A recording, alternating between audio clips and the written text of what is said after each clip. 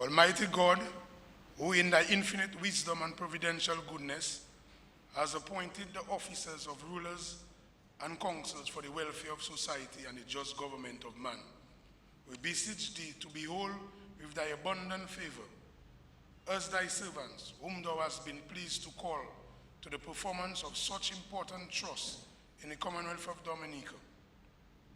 Let thy blessings descend upon us here in this parliament assembled, and grant that we may, as in thy presence, treat and consider all matters that shall come under our deliberation in so just and faithful a manner as to promote thy honor and glory, and to advance the good of those whose interests thou hast committed to our charge, all which we ask in the name and for the sake of our Lord and Savior, Jesus Christ. Amen.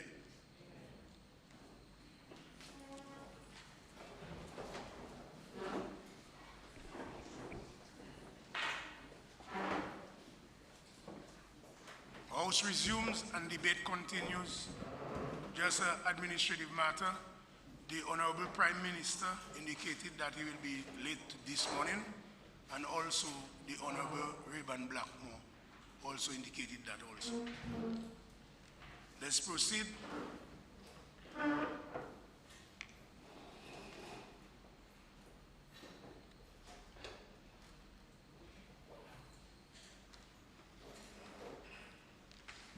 Mr. Speaker, I move the second reading of the bill shortly entitled Public Procurement and Disposal of Public Property Act 2021.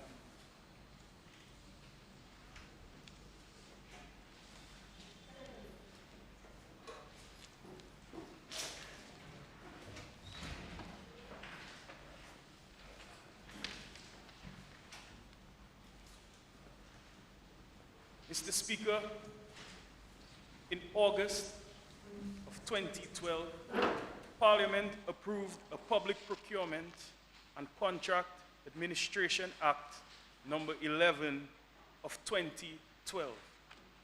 The act was assented to on January 21st, 2013, and came into effect 2 years thereafter, that is January of 2015. The 2-year period was required to allow the establishment of new public structures set out within the provisions of the Act, including the Central Procurement Board, Central Procurement Unit, and Chief Procurement Officer. The structures were established in 2014. Mr. Speaker, since the enactment of the law, there have been concerns with regards to the practicability of a number of its provisions, including some highlighted by our development partners. Concerns which the government had raised during the consultation period, then legal and otherwise. The Act was reviewed by independent consultants engaged by the European Commission and the World Bank, and included within their recommendations was the option to repeal, redraft, and replace. Mr. Speaker, in 2020, a new Public Procurement and Disposal of Public Property Bill 2021 was drafted with the assistance of the Caribbean Development Bank and the World Bank. In January this year, 2021, a first draft was published for public consultations. Notification of the bill's publication was sent to various public and private sector stakeholders on January 12th of 2021. This included heads of departments within the public service, statutory bodies, Dominica Association of Industry and Commerce, Dominica Hotel and Tourism Association, the Builders and Contractors Association of Dominica, and Dominica Tipper Truckers Association. The bill was also shared with some of our development partners, including the European Commission. In addition, government, through the Ministry of Finance, made presentations to some stakeholders, including representatives of the Builders and Contractors Association of Dominica, and from all reports, these presentations were well received. Mr. Speaker, following the May 31st, 2021 deadline for public feedback, the 2020 draft bill was revised to incorporate some of the recommendations. And so, Mr. Speaker, today I present to this Honorable House the Public Procurement and Disposal of Public Property Bill 2021. The key objectives of this bill are to modernize public procurement in accordance with the principles of good governance and to establish the institutions required for the implementation of new legislation, namely the Public Procurement Board and the Procurement Review Council.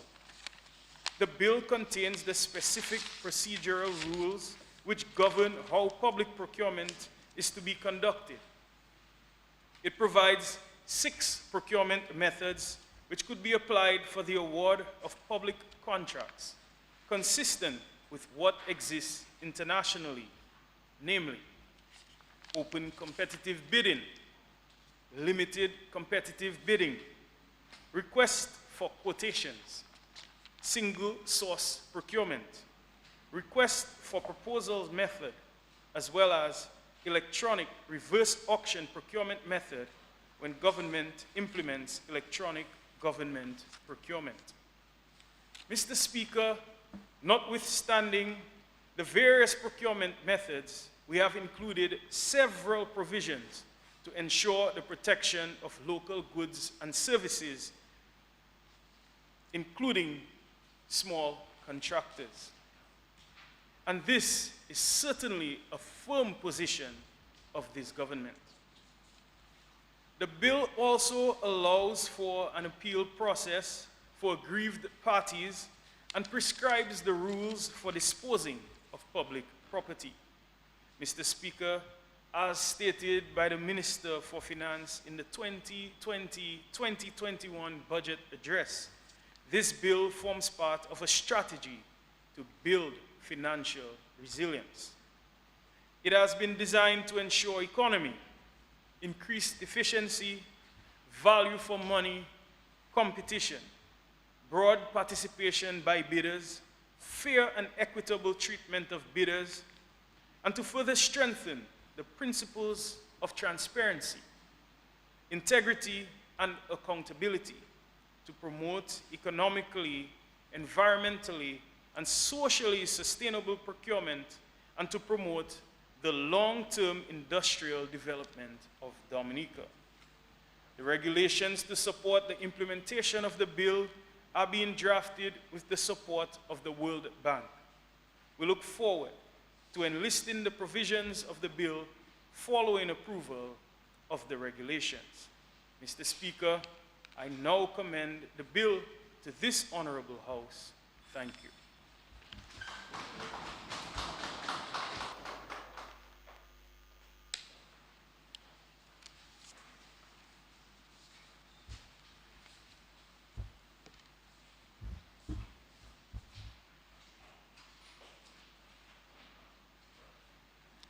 The bill is before the House for debate, and I would like to remind members that they are to focus on the bill and ensure that their comments are relevant to the bill.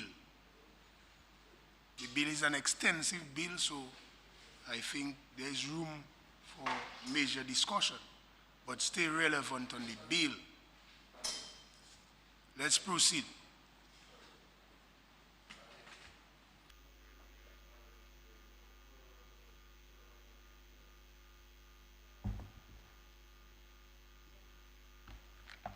Yes, Honorable Henderson, proceed. Thank you, Mr. Speaker. Mr. Speaker, I rise to make my contribution on the Public Procurement and Disposal of Public Property Act. Mr. Speaker, the procurement of goods and services are essential components of the public sector implementation of plans and projects. The procurement of goods and services must always be done in a manner that is transparent, a manner that allows for the achievement of efficiency and to achieve value for money. Mr. Speaker, this bill provides for many, many safeguards, but most importantly, places some responsibilities on bidders as well. Mr. Speaker, the Act in Part 1 sets for the administration of the procurement and disposal of public property. It provides the authority given to the Minister of Finance, and clearly, I think the Minister of Finance must also be a magnanimous gentleman to allow for the curtailment of the authority of a Minister of Finance. I know there are countries where ministers of finance have greater power. But it sort of prescribes what authority the minister himself or herself has in the procurement and disposal of public property. So Part 2, of the bill provides for the minister's responsibility, but also, that is Section 6. It tells you what the Minister of Finance is responsible for. But more importantly, Section 7 also prescribes the functions, the responsibilities and obligations of the Financial Secretary. So the Financial Secretary has also the responsibility to ensure that he or she provides the necessary advice to the Minister of Finance, provides support to the Procurement Board, as it were, and we will see in the same section, the same part of administration, there will be, in Section 10, a board responsible for overseeing procurement for the public sector. So Section 10 Section 9 speaks to the establishment of the Public Procurement Board. So there is hereby established a Public Procurement Board, and Part 2 of Section 9, the board shall consist of the following members appointed by the minister, by instrument in writing: a chairperson, who shall be a person competent and knowledgeable in public procurement, whether from within the public service or in the private sector; a legal officer from the ministry responsible for legal affairs, nominated by the Attorney General; a public officer from the Ministry of Finance, nominated by the Financial Secretary; a public officer from the ministry responsible for public works, nominated by the Permanent Secretary of the ministry; and no more than 2 public officers from other ministries which undertake significant procurement activity. So, Mr. Chairman, what this bill is doing is placing authority within the Procurement Board, comprising of public officers and individuals from the private sector. And the section goes on to explain the composition of the board, and Section 10 speaks to the responsibilities of the board. So it is very important that we understand the role of the board, and I want to take the opportunity to just quickly, if you will permit me, Mr. Speaker, to just reference one of those responsibilities given to the board. In Section 10, subsection 1A, it says the board shall promote and facilitate the attainment of the purposes of this act specified in Section 3. Without limiting the generality of subsection 1, the board shall assess the functioning of public procurement and disposal of public property, and make proposals to the minister through the financial secretary for improving its efficiency and effectiveness as necessary. B, in respect of procurement contracts, with an estimated value calculated in accordance with Section 25, fall within threshold C as specified in the second schedule following confirmation of compliance provided by the Chief Procurement Compliance Officer under Section 8.2. Examine recommendations made to it by the procuring entity for the award of procurement of contracts or disposal of public property.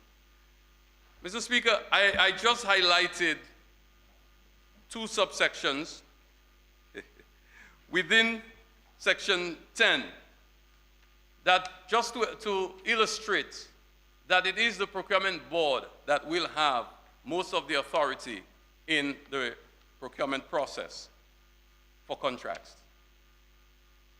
And this is to illustrate that the Minister of Finance or the ministers themselves, all the ministers, will not have much authority in that process. And I just wanted to highlight that to make that point. But one of the most important aspects, and I know that some of my friends in the private sector, especially those who are contractors, have raised some concerns that they had initially. And I just want to take us to Section 50, which deals with procurement methods, and to use that as an opportunity to highlight the fact that our domestic bidders, companies, contractors, as well as small, and in particular rather small contractors, are protected to some extent. Although protection is not a nice word in some forums, but we can say that the procurement methods, a procuring entity, and that is any public sector, organization, ministry, department of government, a procuring entity may conduct public procurement by one of the following procurement methods. A, open competitive bidding. B, limited competitive bidding. C, request for quotations. D, request for proposals. E, electronic reverse auction. F, single source procurement. So these are the methods by which goods and services will be procured. I said this to really make reference to two main sections there: open competitive bidding and limited competitive bidding. If we go on to Section 51, it speaks in more detail to open competitive bidding. Open competitive bidding, although it is open and competitive, the extent to which it is open is limited by subsection 51(3), which reads, when the estimated cost of procurement exceeds the prescribed threshold, a procuring entity may advertise the procurement internationally in the prescribed manner. So that is to say, by way of regulations, and you can go to Section 86, and Section 86 speaks to the regulations to be promulgated to ensure, so 86(2), well, 1 speaks to the authority that the minister has to issue regulations. Subsection 2 explains the types of regulations that will be put in place. And in the regulations, the prescribed threshold will be determined by regulation. So the government will be advised, and the process, as the minister said, is taking place. The World Bank is providing support in preparing the regulations. So for example, the government may wish to place a threshold for projects that should be open to international competitive bidding, it will make that determination. So if it's, say, $1 million, $2, $3, $4 million, and that is important.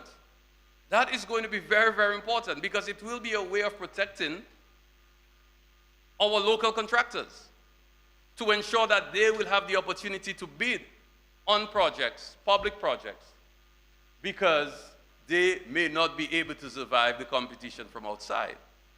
So that threshold would have to be determined by on the advice of the Financial Secretary to the Minister of Finance, and will be issued by way of regulation. The other section that is important, which should be read together with section 51, that is to say, going back to the regulations, 86, as we go down through 86.2, it speaks to regulations respecting procurement planning, which ministries will have to now prepare annually. So the Act makes provisions that ministries must prepare their procurement planning annually once they have approved projects to be implemented. Methods of procurement, and that is very important as well because, and this Act makes provision, or the bill makes provision for electronic submissions. And I recall we had a challenge in 2019 at the Dominican Geothermal Company when the procurement, which was headed by the World Bank, ended up unsuccessful. One of the best, or I would say one of the lowest tender was submitted electronically and was rejected. All the documents, the 1,000 pages that the World Bank required, they were submitted, but the World Bank specified that it must be in printed format, paper, and therefore they did not qualify. In this day and age where we live with all this electronic stuff, I myself, I'm not a lover of paper, and I don't see how it's possible well, it is possible, but it's onerous and archaic, I would say, to require that everything be submitted in a printed paper format. And I'm happy that the bill makes provisions for such submissions and can be, by regulation, outlined. Electronic government procurement. Acceptance forms of bid security and performance security, some of which are schedules to this bill, Mr. Speaker. But, Mr. Speaker, I take you to 86.2.7, domestic preferences. And that is, again, another opportunity that the Minister of Finance has to ensure that our local contractors can receive some form of protection. So we can indicate by regulation what preferences we may have for domestic contractors. And domestic bidders is defined in the Act on the definition section. It is defined, and if you go back to the definition section, we will find that under section 1(2) of the Act, there is a definition for what is referred to as domestic bidder. Means a bidder that is a legal entity that is registered in Dominica, or a natural person who is a citizen of Dominica. So that is defined. And therefore, it allows the Minister of Finance to make provisions to provide some preferences to domestic bidders.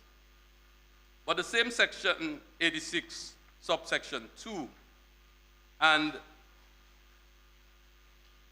subsection 15, measures intended to promote the participation of domestic, micro, small, and medium-sized bidders. That is also going to be very important. In other words, you don't want your bigger contractors, to swallow up all the small contractors. And therefore, it allows the Minister of Finance to prepare regulations which will protect the very small contractors. Because how does a small contractor get big? He has to start somewhere. How does a contractor get big? He has to start small. And once he's able to grow, he or she able to grow their business and build the confidence, build the resources, they will then be able to get bigger. And therefore, there must be some form of protection to the small contractors. And government can do so in the implementation of its public sector investment programs by defining and prescribing what the requirements for tender or bidding, what are the requirements laid out. So that is also a very, very important section, Mr. Speaker. Mr. Speaker, one of the things that, from my own experience, I have learned is that when the international community provides support to us, and in particular the World Bank, I'm very familiar with their procurement rules, having worked closely with them over the years. They have their own procurement rules, and the bid also provides for that. It speaks to, it allows for international procurement rules when funds are received from international organizations, from donors. So the exceptions of the procurement rules are provided for when funded. Yes, so that is section 4, subsection 3. Whether procurement of goods, works, services, or consulting services is funded in whole or in part by a donor in the condition or on the understanding, on the condition or on the understanding that Dominica uses or causes to be used the procurement procedures of the donor or the procurement procedures approved or agreed to by the donor. The procurement shall be conducted in accordance with the procurement procedures of the donor or, as the case may be, the procurement procedures approved or agreed to by the donor.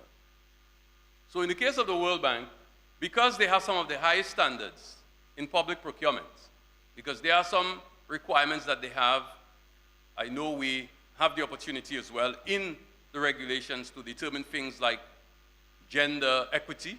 We can provide for that by way of regulations. Social and environmental protection, again, the bill provides for that. It allows the minister to, again, prepare regulations to deal with environmental and social protection. That is on 86.2.8, measures in the area of the promotion of social sustainability, including gender equality through public procurement. And 13, that is, and 14, measures in the area of the promotion of environmental sustainability through public procurement. So this bill provides and allows the minister to, again, prepare regulations to promote social sustainability, gender equality, and environmental protection. But the World Bank has its own rules. And so from time to time, when receiving donor funds, their procurement rules may prevail. Now, this is important because, as I was saying earlier, my experience is that their rules are so rigorous, so demanding, so onerous. And sometimes you're talking about 1,000 pages of documents, well numbered, well packaged, easily referenced. Your table of contents, your references, everything must be placed in that package. And I'm sure the Minister of Works, being a civil engineer himself and a consultant in his former life, can speak to that. And therefore, our local contractors must prepare themselves, must develop the capacity to bid. And also for purposes of this procurement bill, when it comes into force and becomes an act. Our local contractors must ensure that they have the capacity to submit proper bids. I had the opportunity to review the reports on tenders that we received for some of the projects on the geothermal project. And the deficiencies clearly indicate that there was a lack of diligence and there was a lack of technical and professional support in the preparation of some of these documents. That is not in any way criticizing our local contractors, but it is to say that we need to ensure that we have the capacity, the wherewithal. You don't need an engineer on your team to get engineering services. You contract the services for the purposes of preparing a bid. It is a risk, It is an investment that you have to make, but it is necessary in order to meet the requirements. Similarly, the requirements of this procurement bill, when it comes into force, in order to be competitive, especially when we have gone beyond the prescribed threshold, and now the project is open to international competitive tenders, we must be prepared to present proper tenders. You cannot just go to your power rep and tell your power rep, boy, I tender on that, give me that, you know. That's not how the thing works. There are rules. And in order to respect those rules, we must ensure that we have the capacity to submit the quality tenders to meet the requirements. And bear in mind that the government is not bound to accept the lowest tender. Usually that disclaimer is made in the announcements and in the publications. But this bill also speaks to that. Because there is also, while there is a maximum, there's a minimum. And the government cannot, or any tendering entity, procuring entity as defined on the bill, in the bill, is not bound to accept the lowest tender because there are minimum standards. And the bill makes provision for that. So, Mr. Speaker, I am happy that we have gotten this far because there's been a lot of debates on procurement. There's been a lot of debates on the procurement bill itself. And I am happy that we have had the opportunity to have broad consultation and also to make some amendments that is more reflective of the reality out there. Because there were provisions previously that gave prominence to some entities over others. And I think this new bill eliminates that. And now the review panel, which I omitted to reference so far, is also a very important entity. And there will be a review process, and let me just go to section 68 before I conclude, because that is important. It doesn't always have to, of course, contracts have arbitration clauses, parties can agree on how to resolve disputes, and the bill itself, section 68, makes some provisions for reviews and also requires publication and the right to information from bidders. So bidders have a right to know why things were done in a particular way, of course, within limits. So section 68, the right to challenge and review, subject to subsection 3, a bidder that claims to have suffered or claims that it may suffer loss or injury because of alleged non-compliance of a decision or action of a procuring entity or the board with the provisions of this act may challenge the decision or action concerned in accordance with this part. So there is a review process. And if a bidder is aggrieved, that bidder has the right to challenge. And section part 5 of the bill, challenge and review, deals with Procurement Review Council, how it is established. So there is hereby established a council to be known as Procurement Review Council. The 4th schedule applies with respect to the constitution of the Review Council and the other matters specified in the schedule. The minister shall make regulations regarding the proceedings of the Review Council. So there will be a Review Council, and the schedule speaks to the 4th schedule of the bill speaks to the composition of that Review Council, so that any bidder has the right to challenge or to a right of review if they feel that if they are aggrieved, and therefore it makes clear provisions for that. Again, this is not a process that is within the hands of the minister. It is within the hands of the Review Council.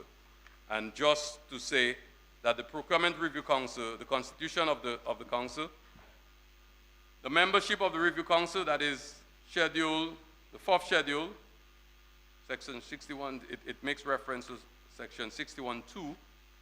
The membership of the Review Council shall consist of persons with experience, expertise, or professional qualifications that the minister considers relevant to exercising the jurisdiction of the Review Council and may include economists, lawyers, surveyors, accountants, engineers, or persons with substantial and relevant experience in public procurement and related fields of expertise, which may include procurement, public administration, finance and economics, engineering, or related disciplines.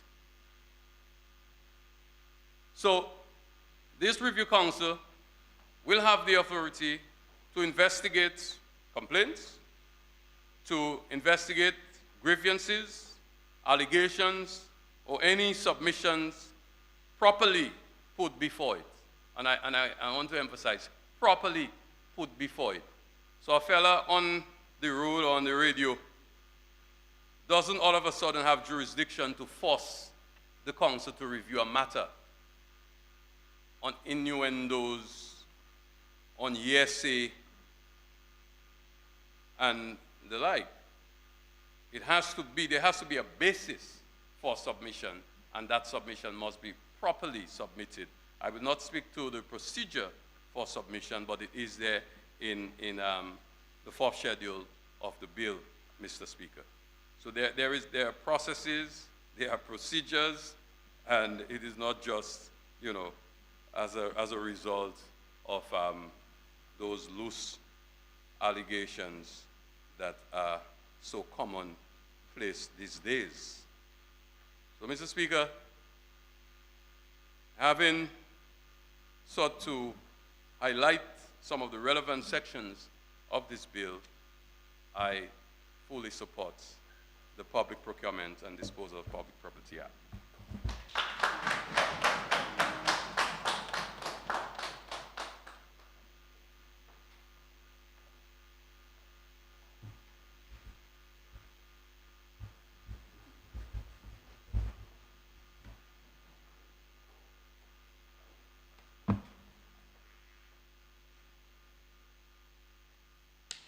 Thank you, Mr. Speaker, and pleasant good morning to all. I hope that everybody had a blessed night. Just answer, you had a blessed night. Mr. Speaker, we are here today, this morning, to discuss, to debate, and act the public procurement and disposal of public property. Mr. Speaker, as of Monday, Tuesday, everybody seemed to be happy. And the other side always says we do not support efforts to ensure prudent management of the country's resources. But as you saw yesterday and other days that we do so, we do support measures that ensure that the people or persons who have or are the guardians of our resources use it wisely. And not just coming to the house and telling us that it is used wisely, but we have proof that it is used wisely. And so too, the Public Procurement Act, there is an existing act, Mr. Speaker, sorry. And although there is an existing Procurement Act, yet we see so many shenanigans going on. And the same thing we're saying here. And I love to hear words, Mr. Speaker, when we go through the interpretation or the meaning of certain words. I love to see words like corrupt practice. And I love to see words like fraudulent practice explained properly in the interpretation of the bill, of the act. But, Mr. Speaker, are we really ensuring that there are no corrupt practices, there are no fraudulent practices? And Mr. Speaker, no manner of bills and no manner of acts and words and phrases can suffice if we do not act on those bills, on legislation, or if we decide the legislation is of no use. Mr. Speaker, we speak to fiscal prudence, and we speak to, and it makes my heart glad. I say, finally, we will have less no-bid contracts. We will have projects, services advertised extensively. So I'm hoping that this is what it's going to be. That even if a contractor does not get a job that he bidded for, he would be okay if somebody else gets it, but if it went through the proper procedures and processes. But as for what we're hearing now, Mr. Speaker, I am not sure that this is happening. And contracts will be awarded to persons who have projects, and sometimes you have projects languishing for years, Mr. Speaker. We know that. We're in Dominica, everybody knows that. Now, and we will not have actions like the 2019 audit. Permit me to refer to it because I'm going directly to the issue of procurement, Mr. Speaker. On page 94, 609. Permit me to read, Mr. Speaker. The heading says, on availability of needs assessment, tender report, and contract. That is the heading, Mr. Speaker. On availability of needs assessment, tender report, and contract. What is the page number and also? I said page number 94, yes. 608, 609. Yes, but and permission to read, Mr. Speaker, yeah, for me? yeah, just 1 second. Even if this is an audit report, as I said earlier, you need to have relevance to be reading the report. The relevance is I'm speaking to the need for procurement processes to be followed. Okay. That is what I'm saying. All right, and one of the, under section, Act section 62, 1B, it says on the existing act, information pertaining to a project should be made available to the Director of Audit upon request. 609, directly related to public procurement. There was neither a contract presented to the Audit Department to verify project works, nor was there documentary evidence of a tender report of needs assessment for the reconstruction of the road. The key documents were essential, Mr. Speaker, for assessing whether the ministry had achieved its objectives and was transparent in the selection of the contractor for the best price. Thank you very much. We're talking about public procurement. Yes, Mr. Speaker, so when we say every good thing is here in this book, every good thing to follow the procedures to make sure that we have integrity, we have transparency, it's also in the existing legislation.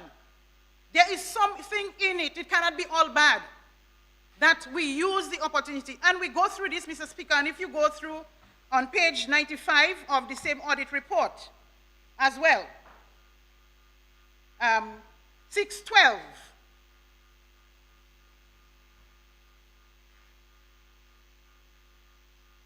or 614, Mr. Speaker, their approval for extension of time. Extension of time was asked for. There were no documents provided to the department for verification of time extension, and the contractor got time extension. Mr. Speaker, this speaks to directly to, and when we go through this, and we look at the area under purposes of this act, Mr. Speaker, I'm going through the bill, the act, purposes, right? To clarify, modernize public procurement, to ensure transparency, Mr. Speaker, in the procedures relating to public procurement. Tell me here, you already have an act, you were not working without anything naked, you had an existing act. What happened to the existing act? And it is being quoted in the audit report. So don't tell me that we did not have an act. We had one. So sitting here and standing here, coming day in and day out, and telling me that we have a perfect document, it's beautiful, I love it. I would love to see it happen, because we want to make sure that the people who control the country's resources do it in a wise manner. We are tired of sitting here, Mr. Chairman, and doing the same thing over and over again, coming here, inane platitudes, talk and talk and talk, and when we go, this same thing repeats itself, Mr. Chairman. Mr. Speaker, it's in there in the audit. I was not the one who prepared it. And this is directly related to procurement, which we have an existing act for, which may need amendment, but we do have one because it is quoted here. And it is time that we do things and do it well, and not just saying it is to be done. When we have a board, the board has to work. When we have a review committee, the review committee has to work. This is what we're asking for, Mr. Speaker. And we come here and we pretend like it's a perfect Dominica, that everything works well. There is nothing happening. I mean, come on, man. You know, I honestly, Mr. Speaker, sorry, Yes, Mr. yes, Speaker. it's unparliamentary to say, come on, man. Sorry, Mr. Come on, we can do better. Mr. Speaker, on the audit report on page 96, the Ministry of Public Works and Ports had the overall responsibility of managing the reconstruction of Charles Avenue in an economic and efficient manner to ensure that works were in compliance with the Procurement Act and financial regulations, and they failed. They failed. We had an act. Are we going to fail also here? Are we going to fail here? Right? We shouldn't fail, because we have procedures, we have regulations, we have things to follow. So why is it that we have rules to follow and we continuously forget the rules that we have to follow? Right? This is what we're asking for, Mr. Speaker. Mr. Speaker, in 10(2)(f) of the Act, you have, I am not sure wherever it is, if it is somewhere else, but from what I'm reading here, after the board's report goes through via the financial secretary and goes to the minister, what happens to the report? Is it tabled in Parliament? I would hope that it would happen. It would be tabled in Parliament, that it would have extension advertisement in the public, because remember, we want to restore public confidence, and that we say we have to restore public confidence. That is one of the purposes of this act, to restore public confidence in the public, to say, well, you know what, I'm giving you all another chance to do right by us, and we are going to take it.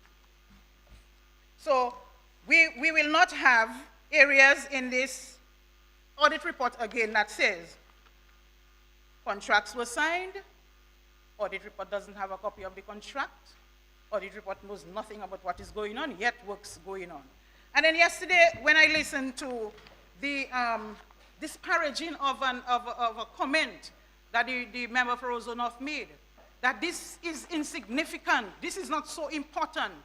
Mr. Speaker, anything, I am looking at this and I see extensive fraud, right? There's one area, we'll go through it. Extensive fraud. Basic things that are not happening. But remember, you cannot make a general statement. You have a report in your hand. Yes. You would have to actually say exactly what line you're talking about.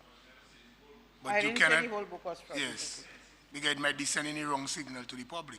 No, I'm not saying any wrong signal, Mr. Speaker. If you go through Yes. that, you Yes, will because see. the audit report, Yes. because if you are quoting the audit Mr. report. Speaker, yes, thank you, Mr. Speaker. Yes. Thank you. Right, so what I'm asking is under 10F, whether we will have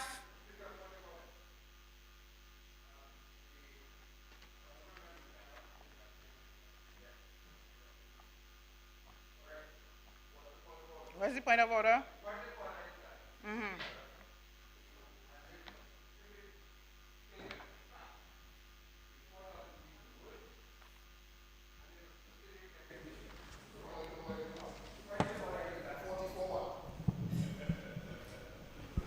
I will.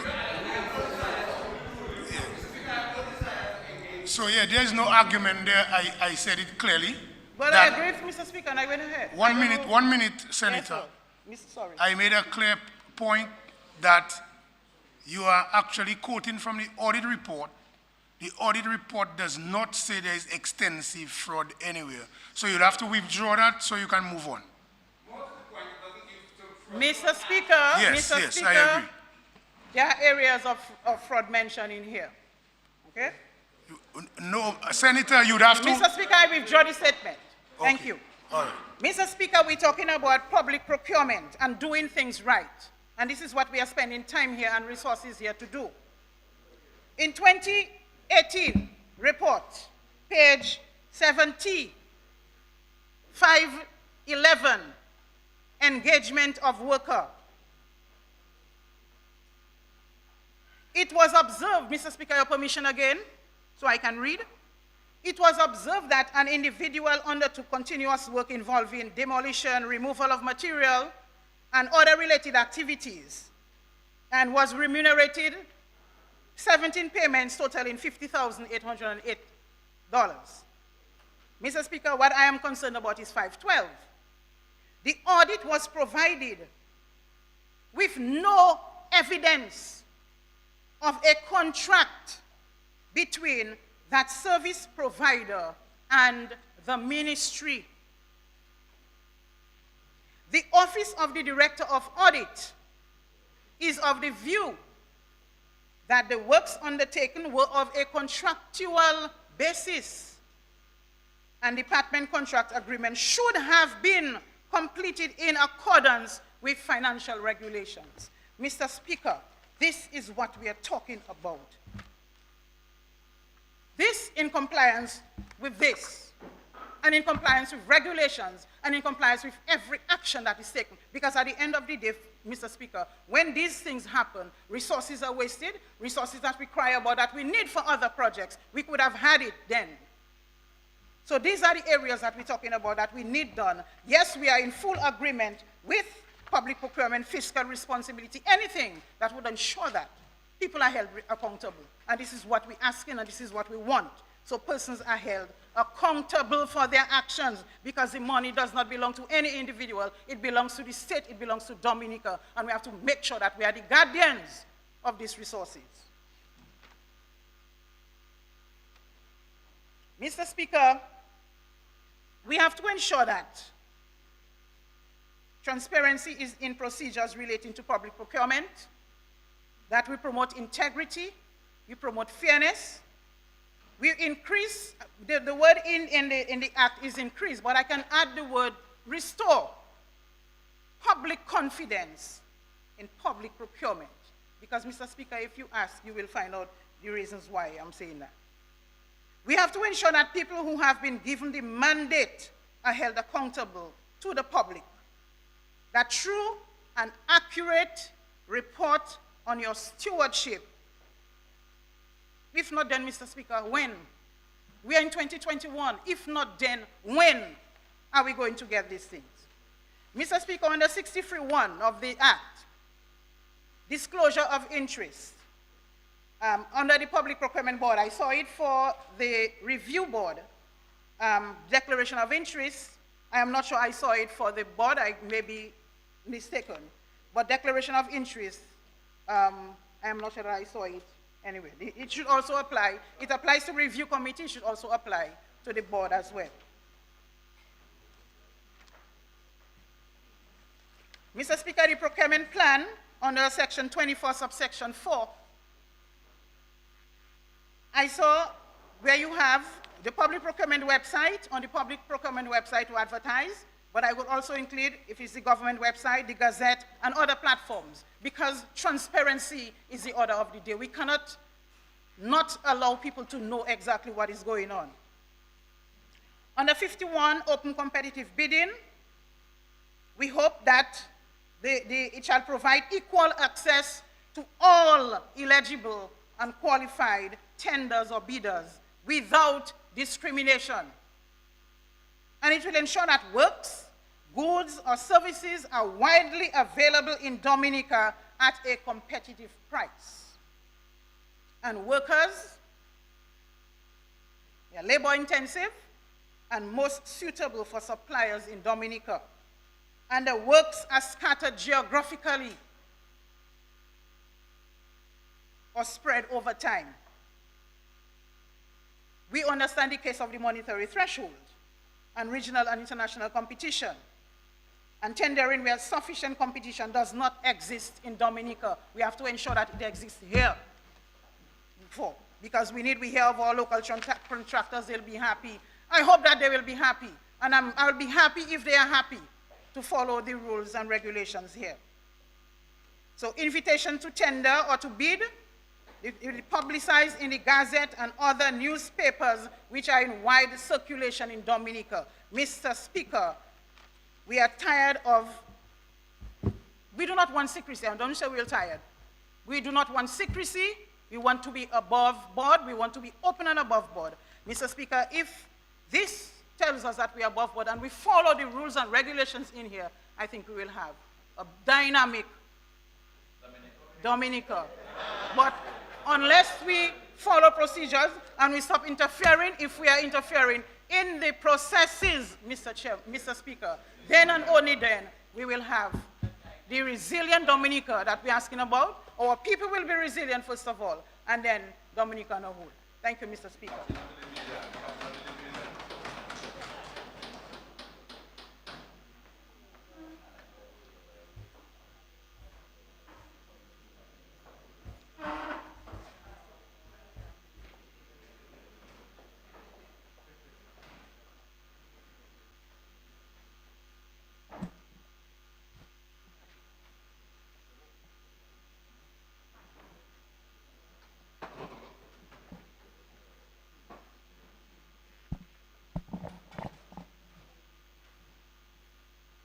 Thank you, Mr. Speaker.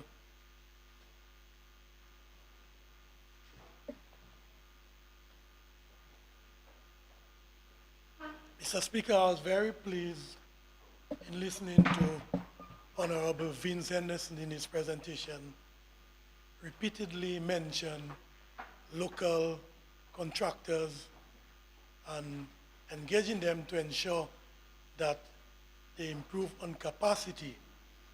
I think that's very encouraging to hear from Honorable Vince Henderson.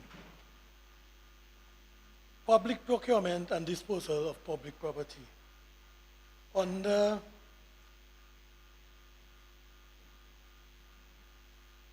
procurement methods 50, we have here A, open competitive bidding, limited competitive bidding, C, request for quotations, D, request for proposals, E, electronic reverse auction, and F, single source procurement.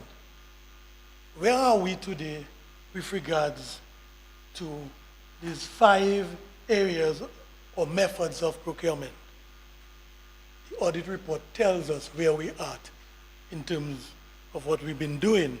And in the 2019 audit report, I'll try my very best not to go over areas that my colleague mentioned already. On page 101 of the 2019, June 30th, 2019 report, Stock Farm Road Rehabilitation. And I read 6.33, the Ministry of Public Works, Water Resource Management, and Ports had the overall responsibility of managing the construction of the Stock Farm Road in an economic and efficient manner that would ensure works were in compliance with the Procurement Act and regulations. According to audit findings and observation, works were not executed in an economic and efficient manner. This conclusion was based on the fact that additional unforeseen works resulted in increased costs and extended timelines.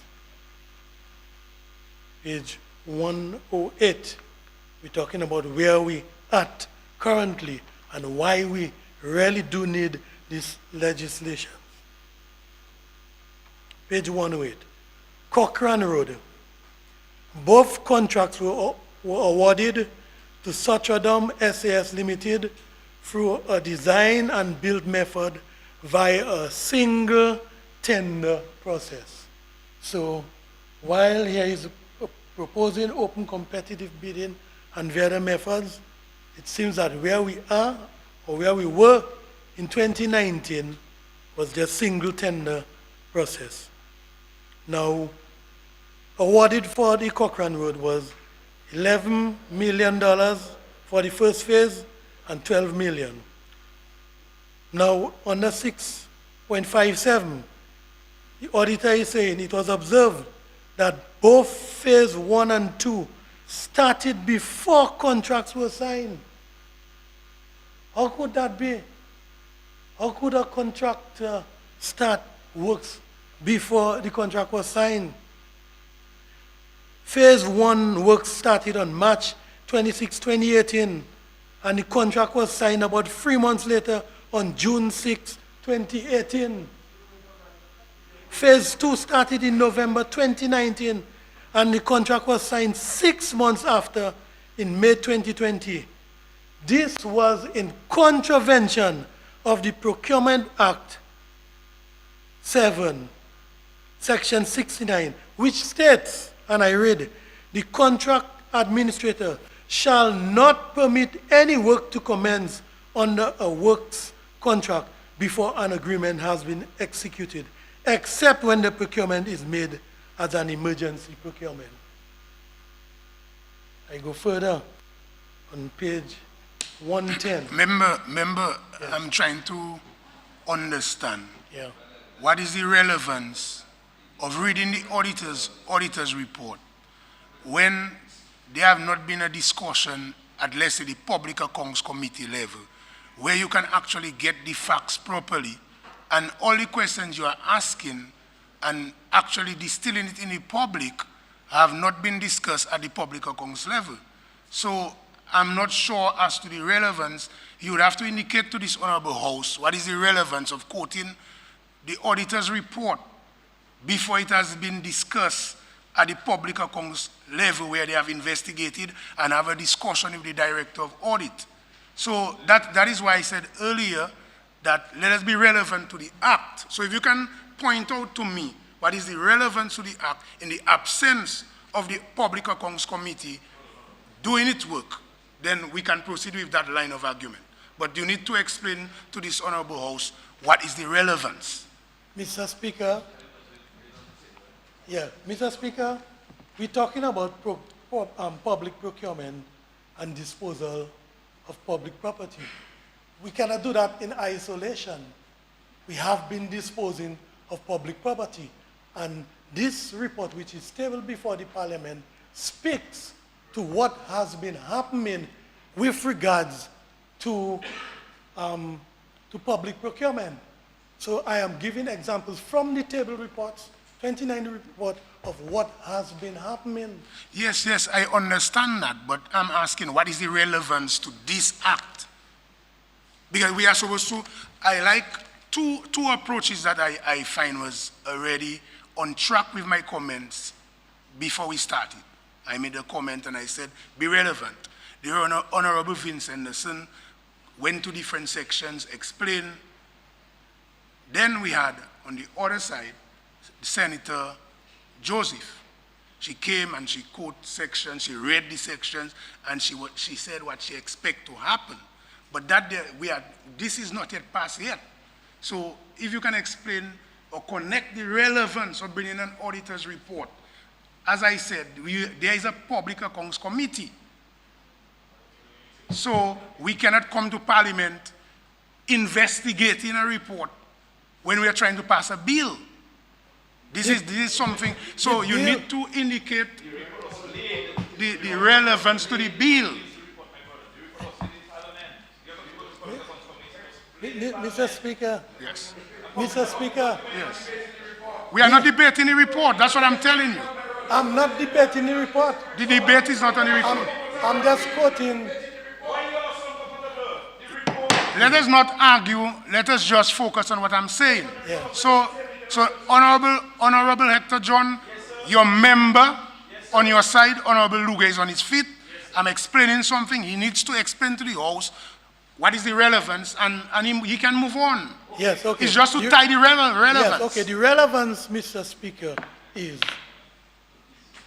we have public procurement ongoing, and the audit report is pointing to the deficiencies, and I am highlighting the deficiencies, why we need urgently to pass this legislation. Well, you didn't say that. That's what I'm asking. Okay, thank you very much. So I go to one just say that example. and move on. Yes, yes. Yes. Mr. Speaker, what is he rising on a point of order? Yes, stand on a point of order. No. Well, let him speak. Yes, Mr. Speaker, if you say that there is an old bill yes.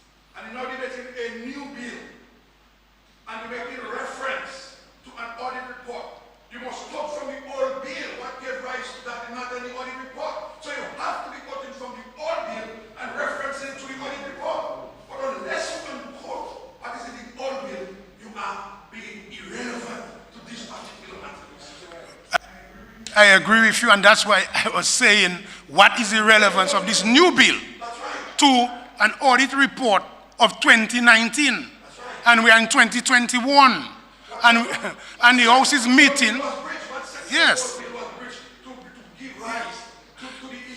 And well, Honorable Minister, I'm not even going down that road. I'm saying that there is an audit report. The Public Accounts Committee can meet and decide and discuss whether what the audit report is saying is in line with what they are thinking, but they need to have a discussion.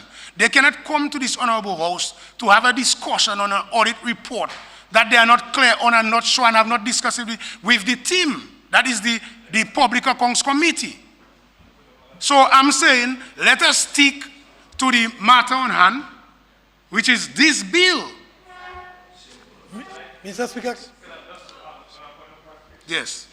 Mr. Speaker, this document was laid in Parliament. It's a public document. Yes. Reference has been made this document. There's no regulation stating that you have to take this document, go to the Public Accounts Committee, and then come out to Parliament. This is a document, a public document. So my colleagues on this side, on the other side, can make reference to the document. Thank you, Mr. Speaker. Yes. Take your seat. Let me rule on it. Yes. Yes. Mr. Speaker, I hope you give me back my time, you know. Yes. Yes. You understand what happened here? Again, you'll get your time, but a song more parliamentary. Well, You see, know, it's song rude, but I know, but we'll just move but on. You see, Yes. I sound rude. Asking for my time, I sound rude.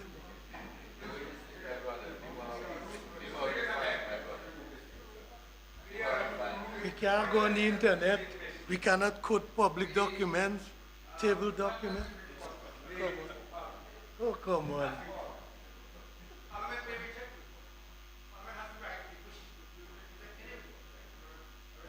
It is before Parliament, but that doesn't mean that it can necessarily be taken in its entirety. We can't quote from it. So part of the problem I have here, if I may say, is that the extent to which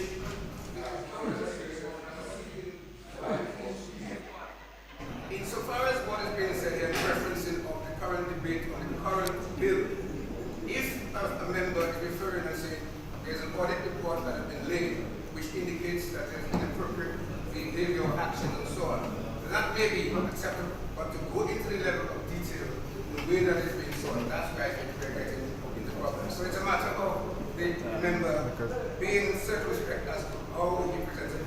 Like most things that members of the opposition seek to do in this house, they can say most of what they want to say, it's just how they say they have to learn to say in a parliamentary and debate manner. Yes. Attorney General, again, I agree with you. And Honorable John, your statement that a report was done and laid in Parliament is not wrong.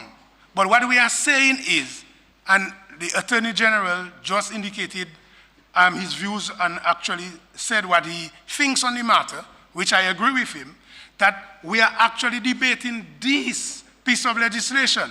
So we cannot go in details on an audit report, which, as I said, have not been discussed at the parliamentary committee level. So let us move on. Yes, Honorable Luge, you will get additional time. Okay, thank you. So very let's much, proceed. Mr. Speaker, since it appears that there's a lot of discomfort with my reference to the audit report, I'll just do one more example. You know, one more example. On page 110 for the Cochrane Road, conclusion 6.64, the Ministry of Public Works, Water Resource Management and Ports had the responsibility of managing the rehabilitation of the Cochrane Road in an economic and efficient manner that ensured the works were in compliance with international best practices and the Finance Administration Act. The findings revealed that works were not effectively managed due to lack of transparency and the increase in project timeframes. So, Mr. Speaker, I can't see why people are so uncomfortable with the audit report. It's before Parliament. Uncomfortable, for just tie it, discussion, just the relevance. you know, It's and- not uncomfortable. Just tie it to the relevance so we can move on. Well, Yes. I'm seeing the discomfort. Now, Mr. Speaker, I have been very concerned with the manner in which government has been disposing of public property. In this honorable house, I've mentioned before the old Public Works Corporation site, where some demolition began and stopped, but no answers have been forthcoming as to who are the new owners of that property. It is our strong view in Rosenhof that this property must never be sold into private hands as the public works site. Visionary administrations in the past reserved that site for port expansion, and you will see the kind of congestion on the ports today, that there is need for additional space. So I would strongly encourage that this site be not be disposed of. Just see, well, as I mentioned, our eyes are also on the old public library, the site of the old public library. We hope that this site does not end up in private hands. Next to the netball court on Rolsden, Mr. Speaker, we note with interest that a piece of land was hatched out and it is now used as parking for SMART customers. Disposal of property must never be overseen or influenced by partisan interests. Recently in Rosenhof again, Mr. Speaker, public properties, we saw a 4-story church erected in record time. The now favored place of worship for the Prime Minister and Melissa. Yes, again, remember, you see, and the Attorney General said it. It is what you are saying, that's like you are imputing improper motive. You tie in that something was done in record time to the Prime Minister and the member for Roseau. I would ask you to withdraw that statement. Okay, I withdraw. But, Mr. Speaker, I'm concerned about that property and the source of funding and materials used for that property. That's public property. So I'm concerned about it. So my hope is that there's much work to be done to unravel these public land mysteries. The question, that's the right place and time for the question here.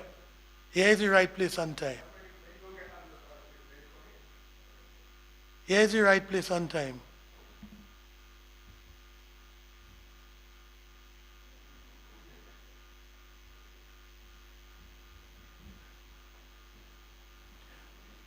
Mr. Speaker, as I mentioned earlier on, Honorable Henderson mentioned about local contractors, and as I said, I'm very pleased because a lot of times we see them hanging out and not being able to get their hands or their signatures on contracts.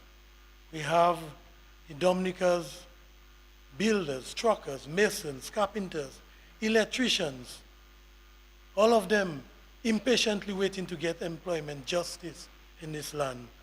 And they're reduced to second-class citizens in their own homeland. We saw truckers under the cliff begging their leaders for work.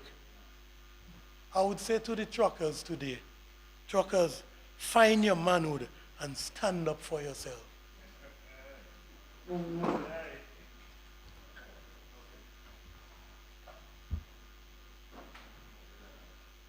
That's it?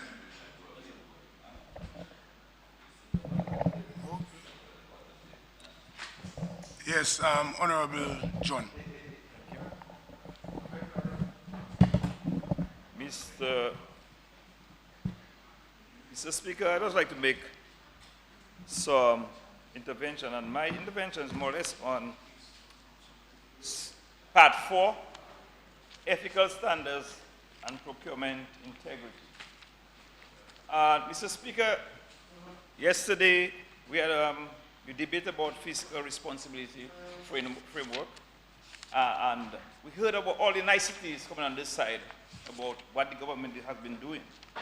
Mr. Speaker, this government, this Labour Party government has been there for 21 years. From February 2000, they have been in government. And Mr. Speaker, we are speaking of a Procurement Act, procurement and disposal of public property.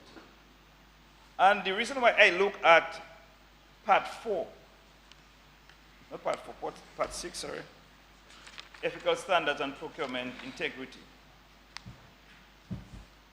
Some of the concerns that I have, and I don't have to go to the audit report, but I can pick out some examples that we have around the island in terms of efficiency, no-bid contracts, completion of work, shady, substandard, and we can see them across the island, Mr. Speaker. Mr. Speaker, I can give the first one. On the Salisbury, Grand Savannah, what they call Bois Chandel. I will not call contractor's name. Everybody knows this contractor. It was a no-bid contract. This contract went on beyond the time they give them extra time, Mr. Speaker. We raised concerns. I came to this house, and I raised concerns about that project in terms of ensuring that we have proper passage of water in terms of the canal. It was a small canal they built in yes. I'm looking at the section you quote. Yes. Part 6, Ethical Standards and yes. Procurement Yes. Integrity. What is the relevance The of relevance, Mr. Salisbury Speaker, Highway to the bill? Yes. Mr. Speaker, you're speaking about bidding, you're speaking about contracts, and ensure that we meet those requirements, the standards set under the Act. There is an existing Act, Mr. Speaker, and we have contracts. We are here talking about a new Act, but it's an existing Act. And things that have gone on, we want to see corrected going forward. Mr. Speaker, what you have to raise these concerns, what you have seen, and how we can better them. That is why I am speaking about these areas, Mr. Speaker. And some of them are ongoing. We had another, I will give another one, the post office building in Roseau. That stayed there in language for years. That was a no-bid contract. The road, the bridge in Dubla, ongoing right now. I sure the member for the constituency has a concern. The villagers have their concerns of this bridge, not only the delays, but some of the challenges that they're having right now. This is why we are saying, Mr. Speaker, another problem we have under this section, Mr. Speaker, is supervision. Supervision. I will give you another example. A bridge was built in Batali. And we had some concerns. I am talking about that integrity, Mr. Speaker, ethics, standards. Mr. Speaker, under the Act, provides for government supervision on a lot of the projects that are tendered. Mr. Speaker, I can't remember the relevant section. I read it. It's a big document. I can't remember the relevant section, but it is made, reference was made in the Act. Right, Mr. Speaker? When you give us a document to read and to do research in about 7 days to prepare for Parliament, right? Less than 7 days. You see the document? Right. So I made a few. I browsed through it. I made a few observations. But the observation I'm making, Mr. Speaker, are some of the projects that we see and I am unfolding, no big contracts, and some other things that we've seen. I am making a reference, and I'm making a point about the example in Battalion. I raised the concern with one of the government engineers about the concern we have access to the Battalion beach. When they're making the bridge, access to the beach. And I think later on, some of the members on the beach, fishermen on the beach made some, and the access to the beach is on the bridge. That is a genuine concern. Supervision. This was raised. And that's what I'm talking about. Going forward, we have to ensure that these things take place. And yes, the bill said that, but you said that we are doing that for 20 years. We have been there for 20 years, Mr. Speaker. And that is the concern I'm raising, proper supervision, to ensure that these projects are done on time and within the relevant specifications.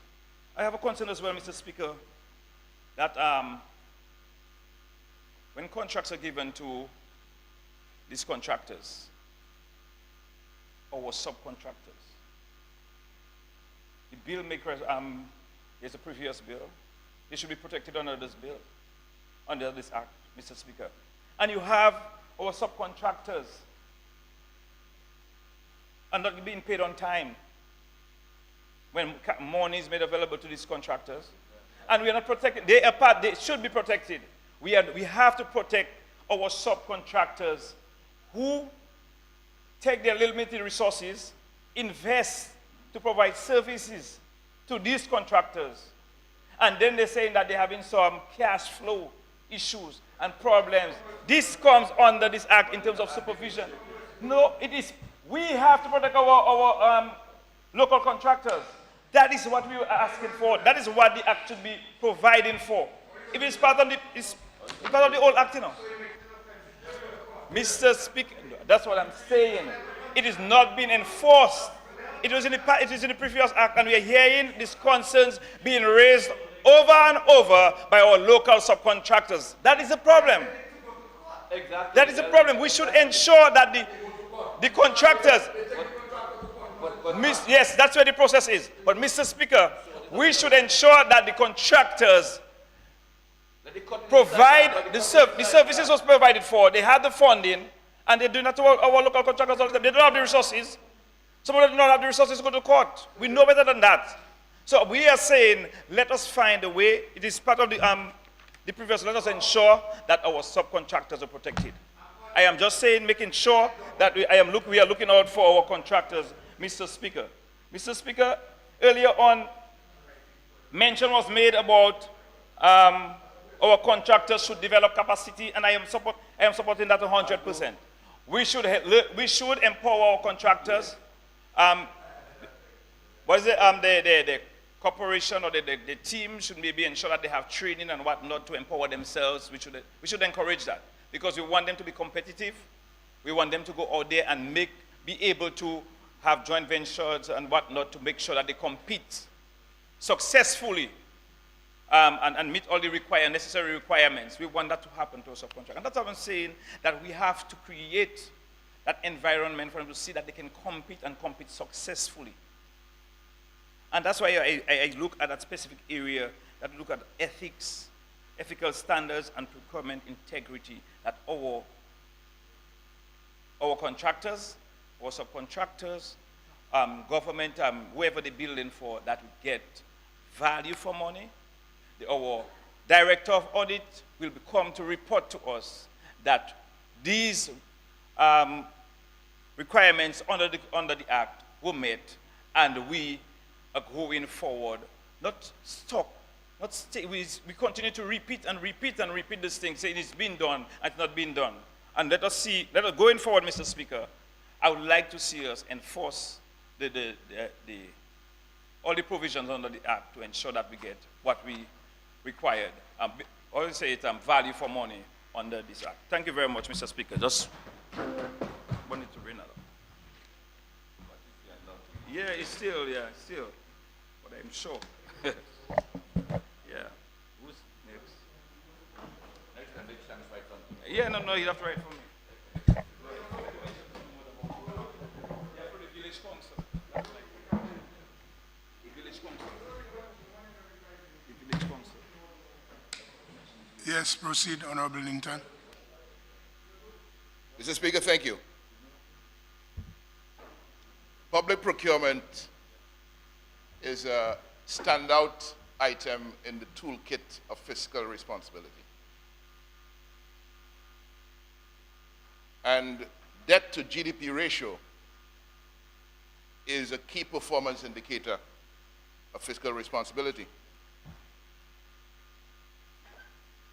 I would not be surprised, therefore, if in the context of this debate, the matter of debt to GDP ratio resurfaces and we hear from the other side talk about, or allegations rather, accusations of the astronomical levels of debt to GDP ratio that existed under the United Workers' Party government between 1995 and 2000.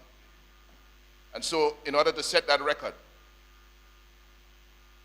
I will present to this Honorable House, just before some comments on the Public Procurement and Disposal of Public Property Bill before us today, I'll present Dominica's debt to GDP ratio in percentage from 1995 to 2020.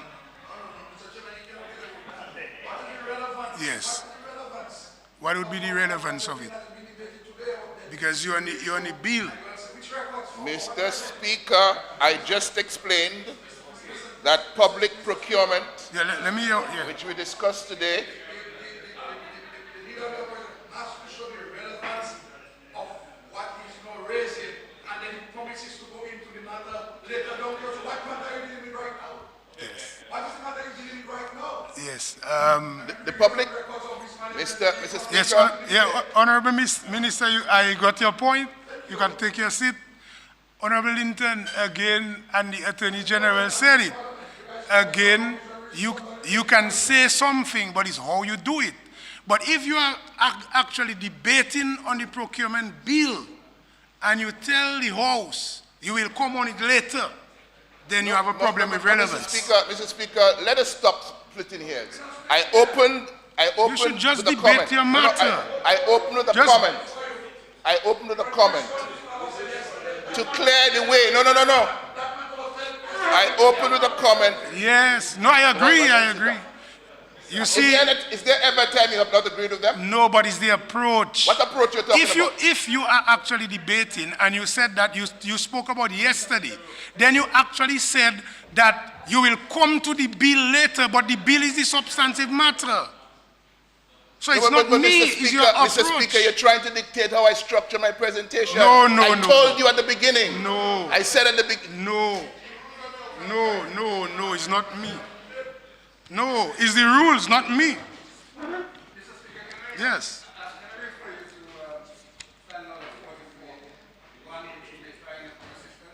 Yes. 44-1. Yes.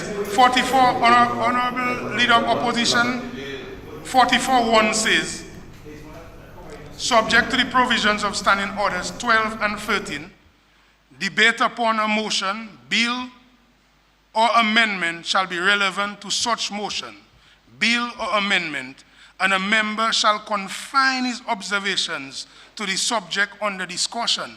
But you actually started by saying you are not confining it, No, I'm not saying that. and you will come back to it later. No, I'm not saying that. So say exactly what you Well, want let me to tell say. you what I said. Yes. I said public procurement is a standout item in the toolkit of fiscal responsibility. Yeah, no, fine. You have nothing wrong with that? No. Good. I also said that debt to GDP ratio is a key performance indicator of fiscal responsibility. Yes, no problem still. What we are discussing today, this fiscal responsibility, not fiscal responsibility, this public procurement and disposal of public property bill is about how we maximize intelligent use of the country's resources in a fiscally responsible way. Proceed, I'm listening. And public procurement has much to do with our debt to GDP performance, which is a matter of revenue and expenditure performance through the years. Mr. Speaker, No, Mr. no, Speaker, you can proceed, nothing is wrong still. No, proceed. So, Mr. Speaker, except you believe that I do not intend to address the bill, right? Let me say that the heart of this public procurement and disposal of public property bill, 2021, is Section 58. Section 58. Framework agreement. If this bill is passed in the form presented to us, Dominica, as a country, would have legalized and institutionalized the corrupting defects in public procurement. And why do I say that, Mr. Speaker? Section 58(1) of the Act, quote, a procuring entity may enter into a framework agreement where the procuring entity determines that, A, the need for the subject matter of the procurement is expected to arise on an indefinite or repeated basis during a given period of time, or B, by virtue of the nature of the subject matter of the procurement, the need for that subject matter may arise on an urgent basis during a given period of time. 58(2). A procuring entity shall include a statement of the reasons and circumstances on which it relied to justify the use of a framework agreement and the type of framework agreement selected in the record of the procurement of proceedings. This is the full provision for that Section 58, which sets up a very interesting scenario of procurement by framework agreement. Mr. Speaker, even if this provision, Section 58, in the public procurement and disposal of public property bill does not exist under the current Public Procurement and Contract Administration Act, number 11 of 2012, this is exactly how the government has operated for the last decade, and is bringing this bill to Parliament in an attempt to legalize a provision that is clearly not good for our country. Unlike the many provisions in the existing law, the Public Procurement and Contract Administration Act, number 11 of 2012, in Section 58 of the bill, there is no oversight or approving authority. A procurement entity acts unilaterally. There is no reference to advertising this method of procurement. It can be carried out inconspicuously, or we may say in secret, like the West Bridge, the housing contracts, the river dredging. It's a very short provision that can stand as the only procurement method used, a legal basis to circumvent the purposes of the bill and to engage in practices that would otherwise be illegal and frowned upon in a democratic country. So you see this bill here? You see all the paper work in this bill? All the clauses and so on, and they go to 41, clause number, the clauses go up to, and they have schedules at the back and so on. Fifth schedule, they have schedules. It's a big bill, a lot of pages. But all of this attempt to pretend that the government is interested in transparent procurement in this bill is defeated by the provisions of Section 58. Totally defeated. Totally defeated by the provision of Section 58. Section 51 of the bill reads, except as otherwise provided in Section 52 to 58, a procuring entity shall use open competitive bidding for the procurement of goods, works, or services. Therefore, once a procuring entity decides to use Section 58, nothing else is required. It means some functionary, designated procurement entity in the government system can decide to enter into a contract with one particular supplier of a particular item every year on a repeated basis for the next 25 to 99 years. It means as well that one of these procuring entities in the system would be able to continue to award all the public sector housing to one company. And the Ministry of Health would be able to continue to do the same with health centers, resource centers across the country. Government, under this arrangement, will be able to contract certain supermarkets and hardware stores to provide all its supplies for indefinite periods of time while not giving other entities or individuals an opportunity to do business with the public sector. This provision, Mr. Speaker, is clearly open to abuse and corrupt practices. Preferential contracts will be awarded for repairs to schools or major and minor maintenance works, catering or school feeding programs, all without the safeguards, transparency, best value, accountability, and competition that is afforded under the open competitive methods. 58.1 facilitates discrimination and could be used to retard growth and frustrate the broad participation of the private sector.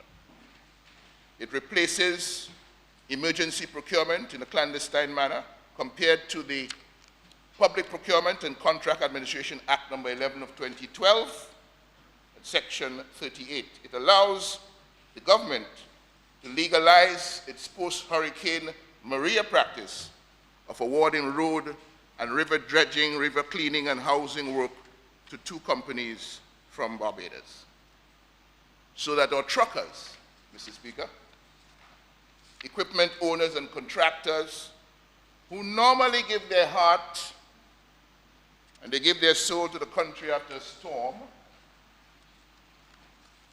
in giving us access and alleviating the impact of a disaster, will wake up after the storm and find out that all this work was awarded under a contract signed secretly by the Ministry of Works this December 2021 with one or two individuals who were never known before to the Dominican public before any storm occurred.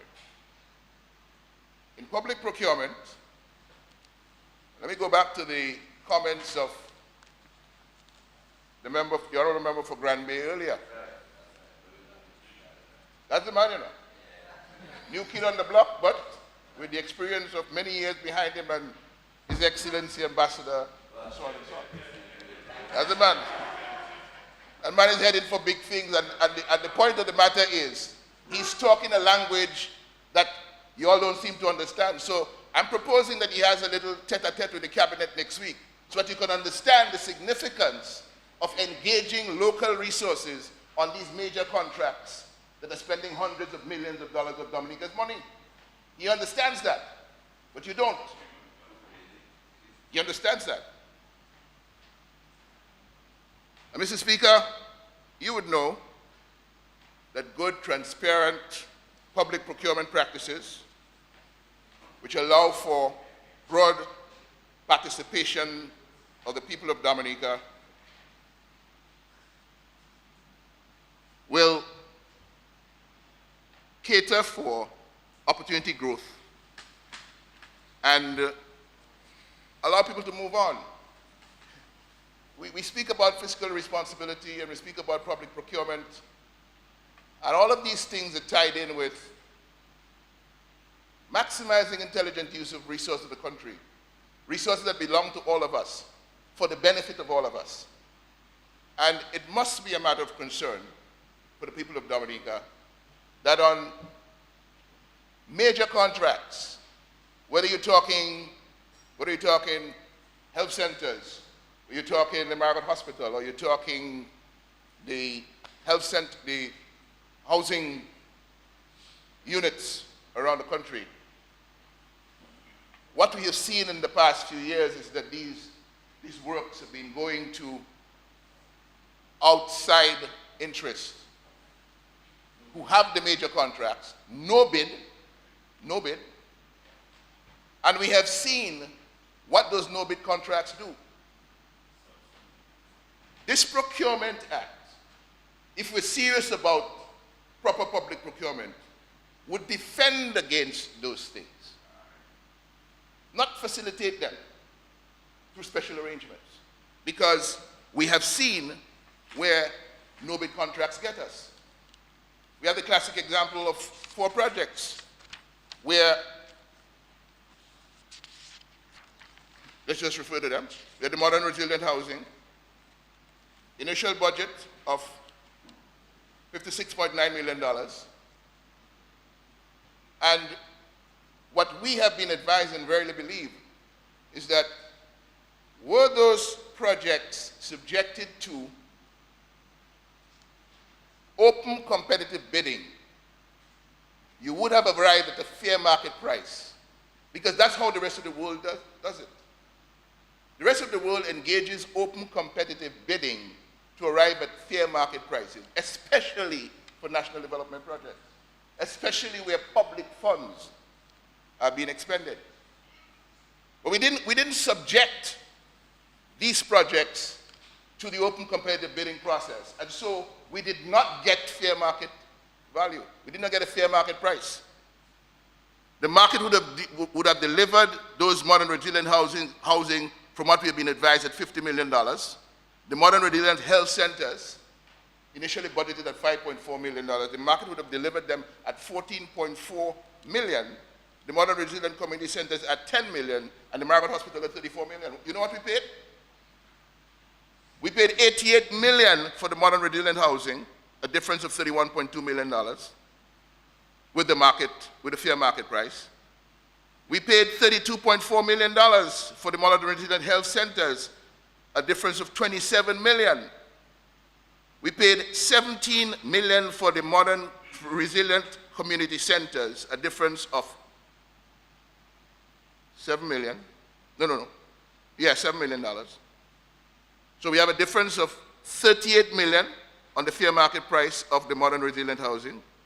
We have a difference of $18 million on the modern resilient health centers, a difference of $7.1 million on the resilient community centers, and a difference of $18.9 million on the Margaret Hospital. $18.9 million, a total of $82.1 million above fair market value, which means we didn't have to pay the $82.1 million, but we ended up paying it. How is that economic use of public resources?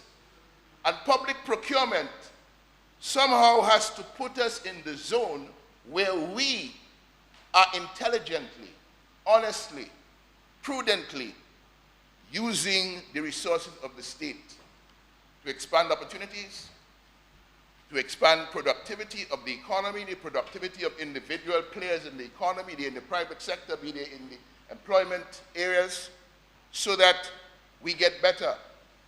We cannot get better when we have systems in place that we boast about costing us $82.1 million extra on 4 projects in a single year, Mr. Speaker. So, good procurement laws, which are enforceable and are enforced, underpin and are necessary in today's Dominican society for the good, transparent public procurement practice to prevail and to be the order of the day. In Section 33(1) of the Public Procurement and Contract Administration Act 11 of 2013, we see a mandate that a procuring entity shall procure goods, services, or works by open competitive bidding procedure or by restricted bidding procedure. Now, 34(1) of that act, of this act, says, subject to a procurement entity shall use the open competitive bidding procedure as the principal method of procurement for the procurement of goods, services, and works to which equal access shall be provided to every eligible and qualified supplier, contractor, or service provider without discrimination. That is in the existing law. And it is in marked contrast to what we are now being asked to consider, where we are being asked to repeat the good and replace it with the highly questionable provisions in Section 58 of the Public Procurement and Disposal of Public Property Bill 2021. The current law has not been enforced since it came into force by default in January of 2015. All of this is under the watch of this administration. So it came to this Parliament in 2012. It passed a bill. It provided for the bill to become effective, and it did nothing. Fortunately, there was a provision that if the minister does not, by such date, the bill will automatically come into effect. That's how it came into law, by default. And now, we set it aside for a system of procurement by framework agreement, which we have been pursuing since then, and now we're seeking to formalize that. That is all that this is about, because it doesn't address the concerns of the ordinary contractors, builders, truckers, service providers in Dominica, by way of ensuring at least a margin of preference, if it's 7% or 8% or whatever, to people bidding from the outside can come and compete with them here in Dominica. It's open season, no protection for the local providers, and a situation where our own people in the official and legal arrangements are being denied opportunities to participate meaningfully in the build-out of the economic infrastructure of Dominica. When you rise to make your presentation, you'll make all the observations you want.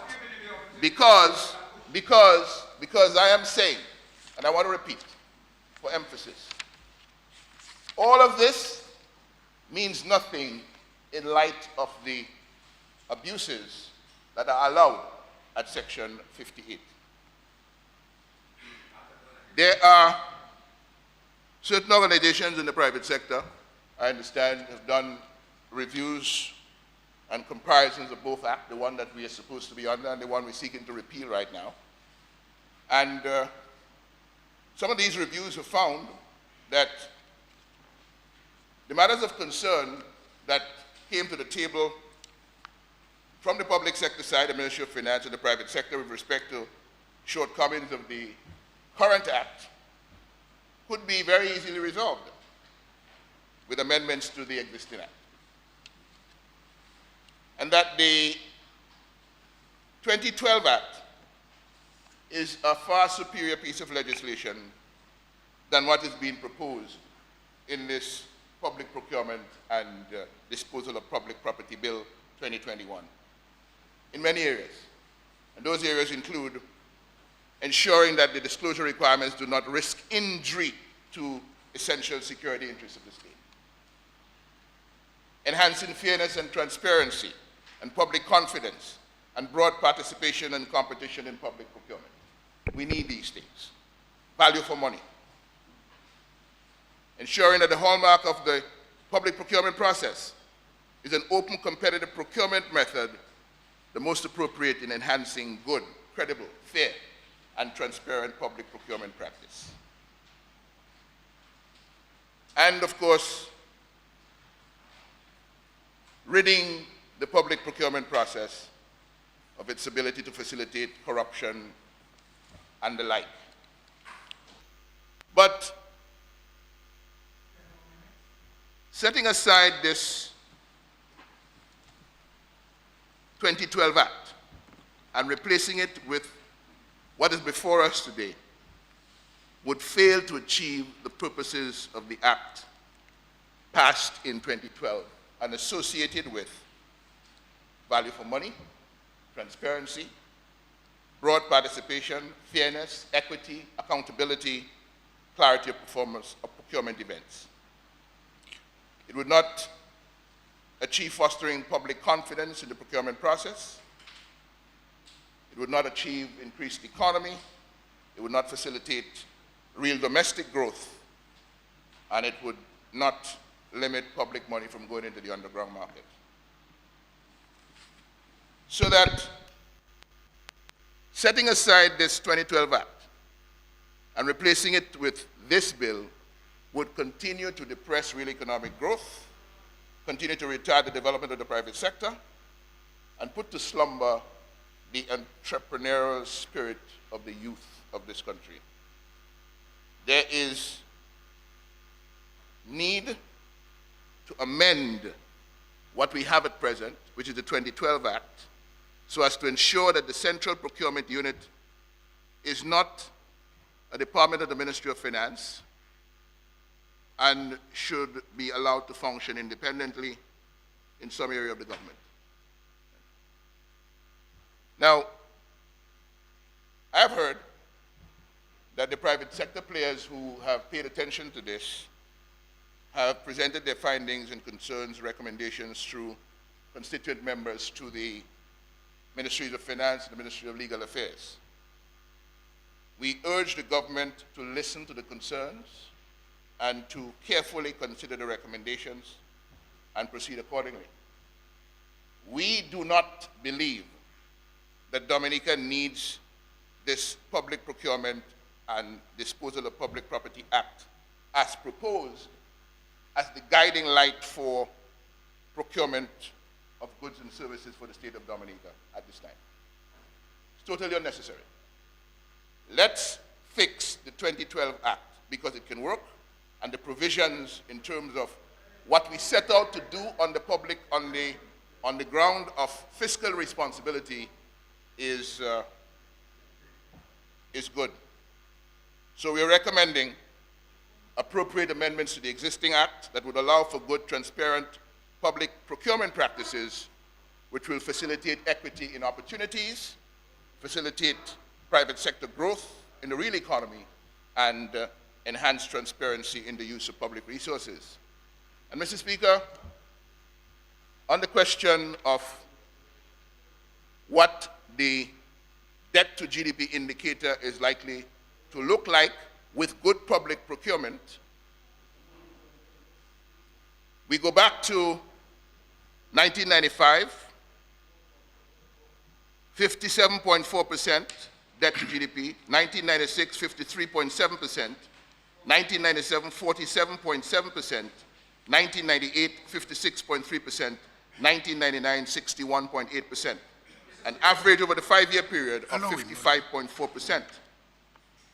When I advise In members, 2000 when I advise members doing what they want, no, I'm allowing it. Please, I thank you, Mr. Speaker. I'm allowing it. I thank you. 2001, 2000 under the Dominican Labour Party, 68.9%. 2001, 98.5%. 2002, 97.9%. 2003, 94.9%. 2004, 86.2%. 2005, 82%. 2006, 77.4%. 2007, 71.8%, 2008, 64.4%, 2009, 62.5%, 2010, 66.8%, 2011, 69.7%, 2012, 73.1%, 2013, 73.9%, Are you tying this? 2014, Honorable member. 72.1%. Well, let me just finish the list now. 2015, Hold on. 68.9%. How are you going to, what, you see you, Well, I have to finish the list and then I tie yes, it. but you are bringing I the must house. finish the list and then tie it. Is that a level you want to bring the debate on the house? Mr. Speaker, How are you tying it to the Mr. procurement? Speaker, you were not concerned when erroneous figures were offered for debt to GDP under the United Workers' So, Party. I Honorable- asked the question yesterday in this House, Honorable- whether anybody could bring me a credible source of information. Honorable, you don't have to burst a vessel in. I'm asking you, what is the relevance of this? Well, I'm finishing the list and I'll give you the relevance. Let No, me finish the but, list. no, you should give the relevance first. I gave you the relevance at the start. I mean, No, but you didn't call it nonsense yesterday. Honorable Linton. Yes, yes. You didn't call it nonsense when people were referring to debt to GDP ratio of 131%. Sit down. Sit down. Sit down. Sit down. So both members take your seat. Honorable Linton, you'll have to take your seat. You have breached every direction I've given there in regards to not going on in that direction. I asked the Attorney General to take his seat. I'm asking you to take your seat too. And let's move on to the next person. I've ruled.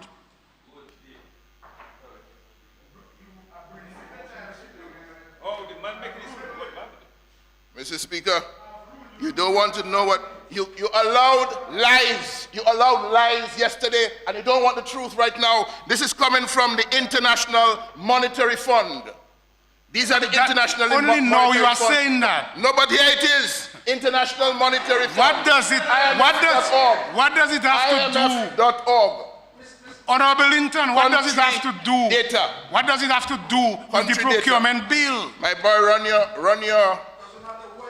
Yes, I mean, come on. Yeah. This You is all can irrelevant. talk lies, but they don't want the truth. Just follow the rules. Yeah, The I'll do rules. that. It's a better option. It's a better option. It's a better option than the circus. You see, and I pointed out the rule to you. It's a better option than Rule the circus. 44.1. Mr. Speaker, it's okay. Rule 44.1. It's okay. Do what you all do best. But you want to breach the rules, Do what you all do best. lead the House into disrepute. Do what you do best, Mr. I mean, Speaker. come on. Do what you do best. Next member, let us move on with the debate. Yes. We cannot be abusing the rules of the House.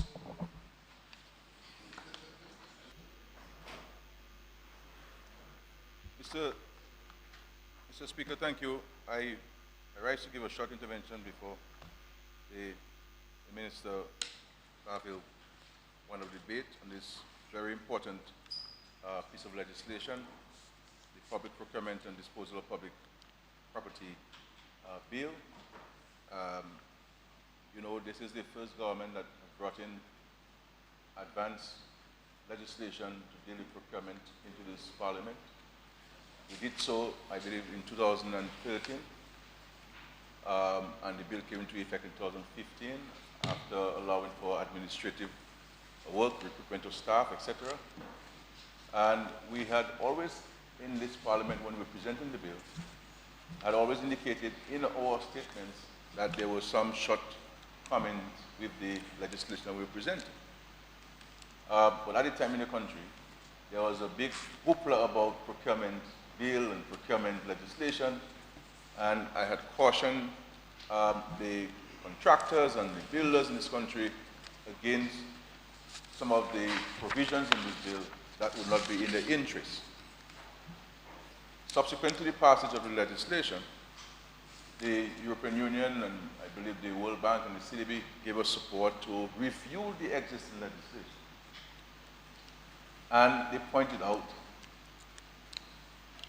the independent consultant pointed out some of the very same issues that I had raised as Minister of Finance during the consultative process and also during the presentation in the House of this procurement bill. And so there was the number of amendments that would have had to be made to the existing bill. It was felt that it is better to bring in a new piece of legislation because the amendments would have been substantial and substantive. And therefore, we are here today to present this. I want to just clarify a couple of points I've heard, Mr. Speaker, and I sought your permission to be late. Yes. Dealing with another, some other matters. And I think Honorable Douglas will also be late as well, and Honorable Dr. King and Honorable Charles. First of all, there's a reference to the DSS and the government borrowing of the DSS. We have borrowed from the DSS of government. And we've done so in a transparent manner and in a manner to help the DSS with its investment portfolio. So we have borrowed from DSS to build police stations. We borrowed from DSS to the Government Housing Loan Board, sign sovereign guarantee, to the Government Housing Loan Board to lend to public sector employees to build homes. And we've also borrowed from the DSS for the aid bank. And also, I believe we've also borrowed for water, the WASCO. And all of these rates, on average, is about 6%, Mr. Speaker, which is way higher than the DSS would get by having the money sitting in an account, maybe 0.5% or no percent whatsoever. But the important thing to note in all of these borrowings from the DSS, Mr. Speaker, is that we have paid the DSS consistently on time in accordance with the agreements. So DSS is in fact, and I can tell you that DSS is happy when its government borrow because I always insist as the Minister of Finance that we give them a preferential rate, though this government had taken a decision from 2002 that we would not borrow anywhere beyond 3.5, 4% from any person across the world. But we have made a derogation, a derogation in respect to the DSS, recognizing the importance of the institution and the need for it to be able to raise capital and invest to have a positive return on investment so that the sustainability of the DSS can be achieved. The difference between us, what is happening with us, this Labour Party administration, and what happened between 1995 and 2000 or the Workers' Party, was that they were not remitting to the DSS the deductions that were made from employees' salaries, a complete violation of the legislation. And the records will show, Mr. Speaker, that once we came into office, we did two things. One, we restored the mandatory remitting of the deductions to DSS 100%. And secondly, we paid off in excess of $25 million that was supposed to have been deductions from public officers to the DSS in cash and also with exchange of a significant portion of land belonging to the state in Warner. And the government intends to acquire those lands from DSS and pay DSS in cash because it will be better for the DSS. I'm doing so in large measure, one with regards to the housing project, and two in respect to giving the DSS the liquidity that it needs. Because as we all know, land is only valuable if it's productive. No, I'm responding to the comments made by the opposition in their contributions. So you see, that's the issue. If you raise an issue, my brother, you would expect us to respond to it. So this is where, in respect,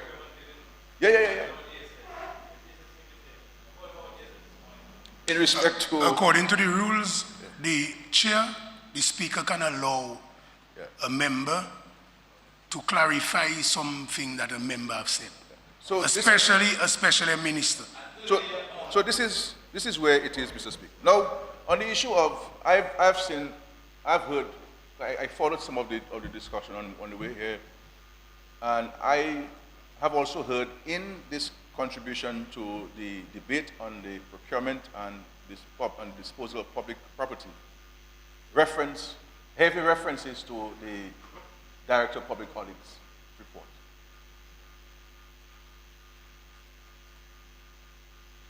Every action that anybody who is employed in the state, from the Prime Minister down to everybody within the public service, you only have authority provided to you by the Constitution and the laws of the country. And no one should assume that they have authority. And no one should assume that by settled practice they have actions. Now, if in the pursuit of one's duties and responsibilities as enshrined in laws, you have violated it. So if a public officer goes and spends money that he or she had no authority to spend, then he has to be surcharged. The law is clear on this. One doesn't need a legal opinion on this. You either take it from the person's salary, or you wait for when the person's gratuity is being paid, and you check it. Because no public officer has any discretion. No public officer can give somebody something from the state. And so if this thing, if these things are highlighted, then they have to pay for this, Mr. Speaker. Now, Mr. Speaker, the other issue there is with regards to contracts where works are done before contracts are signed. If you go to the Ministry of Finance, you will see my admonition to public officers that they don't have any authority to, one, to give work to people, or to allow work to happen, or to have any variations in this.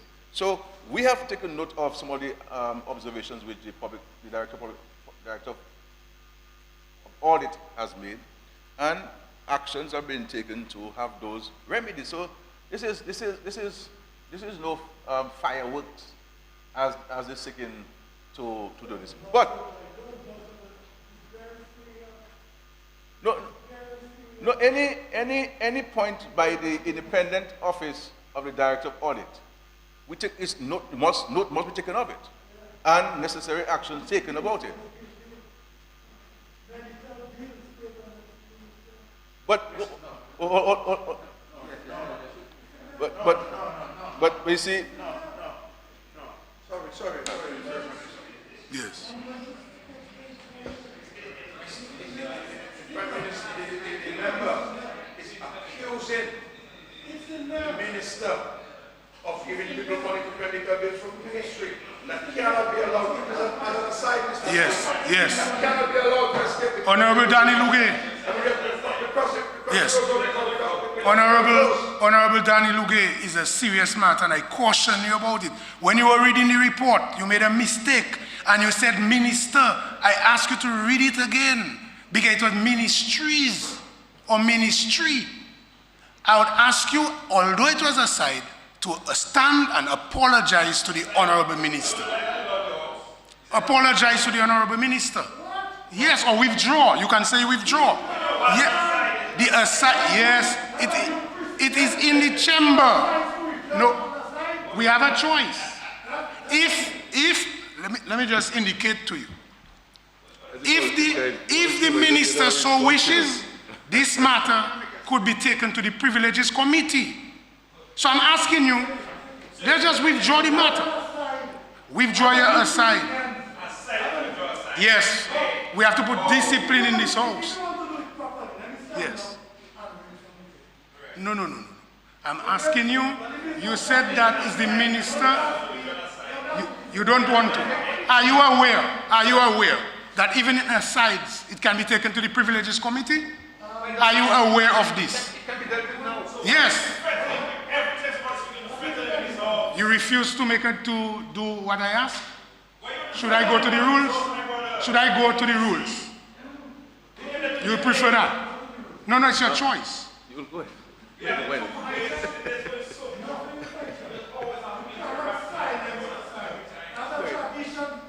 You are offending a minister, and you are saying that you are imputing improper motive on the minister. Jeez. A lack of knowledge of the rules is your weakness, or it might be a deliberate action by you. So I'm going to check the rules for you. Honorable Prime Minister, you can continue, but I'll be checking the rules, so we'll deal with the matter after. Yes. you see, Mr. Speaker, that's the challenge we have in the House. Yeah. Issues are raised, and when a response has been given, then they act up. They act up. And the Director of Audit's report and the particular reference that the member for Rosenhoff is drawing the House attention to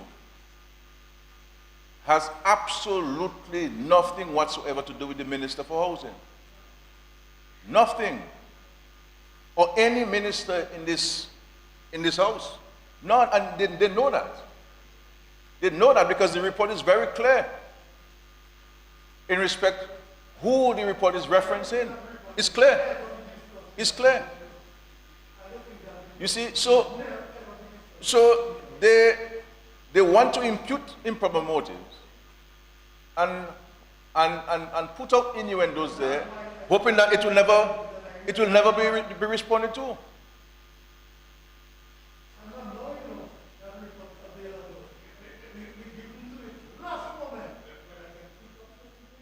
You can pick up anything you want, everything you want to read, you have everything you want to, you can highlight them, and so forth. So, Mr. Speaker, Mr. Speaker, we will continue with this modernization of the legislation in this country. We believe that in this public procurement and disposal of public property bill, we have provided adequate protection for local and small and medium-sized contractors in this country. And you see, sometimes people talk about transparency and they talk about good governance. If this government had to respond how people are thinking, there would have been no protection for local suppliers of goods and services in this bill. Zero. And this would mean, Mr. Speaker, that if, for example, the government needed to buy goods for the hospital, we would have to advertise, and if a company from Jamaica is able to supply those goods as minuscule as the amounts would have been, then we would have had to expose the procurement offer to companies beyond our shores. And one of the things that we wanted to do in this legislation, Mr. Speaker, was not only protect local suppliers of goods and services, but to also protect local contractors in the villages where they reside. So that we build capacity. There is no contention, Mr. Speaker, that under this Dominican Labour Party, we have seen the building of capacity among contractors. Whether you support the government or you don't support the Labour Party, we have built capacity. Look at the people who own heavy equipment in Dominica, Mr. Speaker. Who are they? Who are they? Look at the contractors. Building capacity, Mr. Speaker. There are people, when they have work, they're quiet. A la geothermal. The moment they don't have work, there is an inherent jealousy that pops up. and give people the impression that there's no transparency, you know, and there's no this, there's no that. Or the Edward Regis Primary School under construction. Or the Will Stratmer Stevens School under construction. You want to name more? You know what I'm talking about. You know what I'm talking about. Maybe for Salisbury. You see what I'm saying? So, but what the opposition would like us to do, apparently, is to seek to disenfranchise anybody they believe supports the Labour Party. That is what they're seeking to do. But this will not happen, Mr. Speaker. We believe in building capacity. And when you talk about transparency and accountability, Mr. Member for Salisbury, you cannot test this government, Mr. Speaker. You can put all sorts of innuendos. The director of audit report, I can tell you, it does not disturb me because I am satisfied and confident that there is no pointing of finger to any political directorate within the administration of government. And as a matter of fact, and this is why I have written countless times that anybody who violates the Public Administration Act needs to be surcharged. And I have made it clear in writing to accounting officers that even if the Prime Minister approves something, you have an obligation in law to ensure that all of the documents required by the Public Administration Act, you have it. You understand what I'm saying? It's not, you see, so, huh? But there is a structure within law of action. You see? And so, Mr. Speaker, and let us be practical too in regards to the public service and so on. There are works that require immediate action. If you have heavy rains, Mr. Speaker, as was the case, they referenced Cochrane, the road collapsed. The road collapsed, and we were using the Antrim section, and that Antrim section was in a precarious circumstance. Even today, we have to do some work on this Antrim section. And so you recognize that both sections of Cochrane were heavily compromised with edge failures. And so and because sometimes of the extent of the work, you engage somebody with capacity, somebody who can come and finance the project while you finalize the contractual arrangement. That's nothing unusual. No, but that's nothing unusual.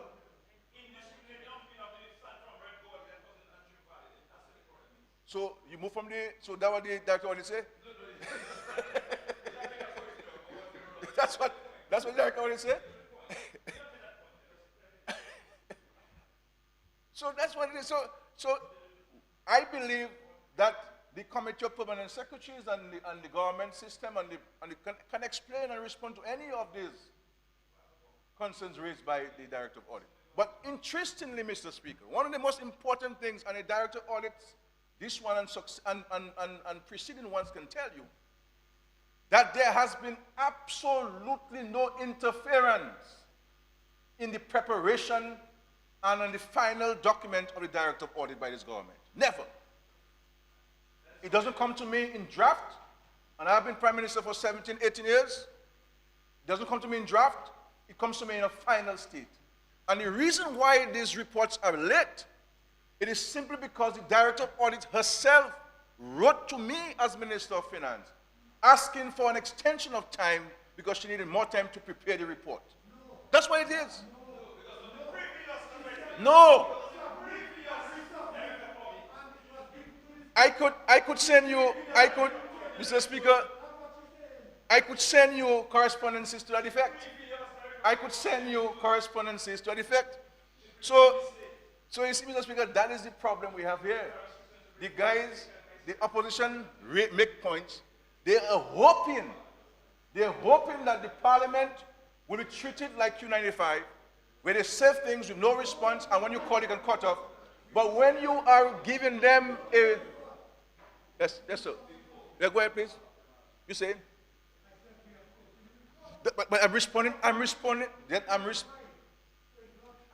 No. But I am responding to you, but you don't give me an opportunity to respond to you. That's the problem. No, Ty. I'm responding to you with facts. You see what I'm saying? I'm responding to you in facts. So, Mr. Speaker, I am happy that we have gotten to this point. I believe that it is a progressive piece of legislation. It's not perfect. There are some things I would have liked to see change in this, Mr. Speaker. But we understand that we engage stakeholders. They drew to attention certain things. Not all could be included in this. Not everything somebody says can be included in a piece of legislation. But I believe that let us go ahead with it. As time goes by, we'll see how it works. If there are areas that need strengthening, if there are areas that need revision, we'll revise it. A law is not cast in iron. Like what? Like what, sir? No, stand up and tell me like what, please. Go ahead, no, tell me. No. Yeah. Like what? But that isn't there. I heard you say you had only 7 days to read it, but if you can't read a document in 7 days, my brother, and you're the shadow minister of education, you can't read a document in 7 days? So what were they then?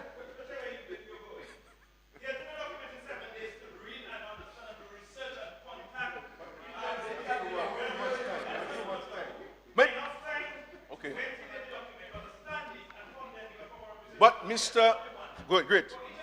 Fine. But Mr. Honorable Member for Salisbury, this document was posted in the public domain so that you could have gotten a copy of it and that you could have suggested changes to the document before it came here. You on Facebook every day. I see you there. I see you on MJ, DJ MJ anyway. I see you there. What do you mean, man? I block you. You? Come on, I waste my time.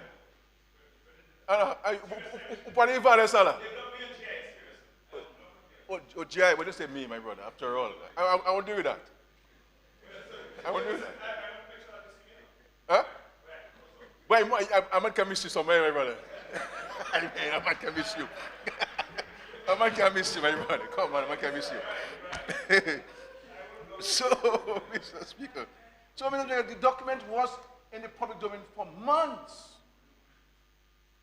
Democracy in action, transparency in action, good governance in action.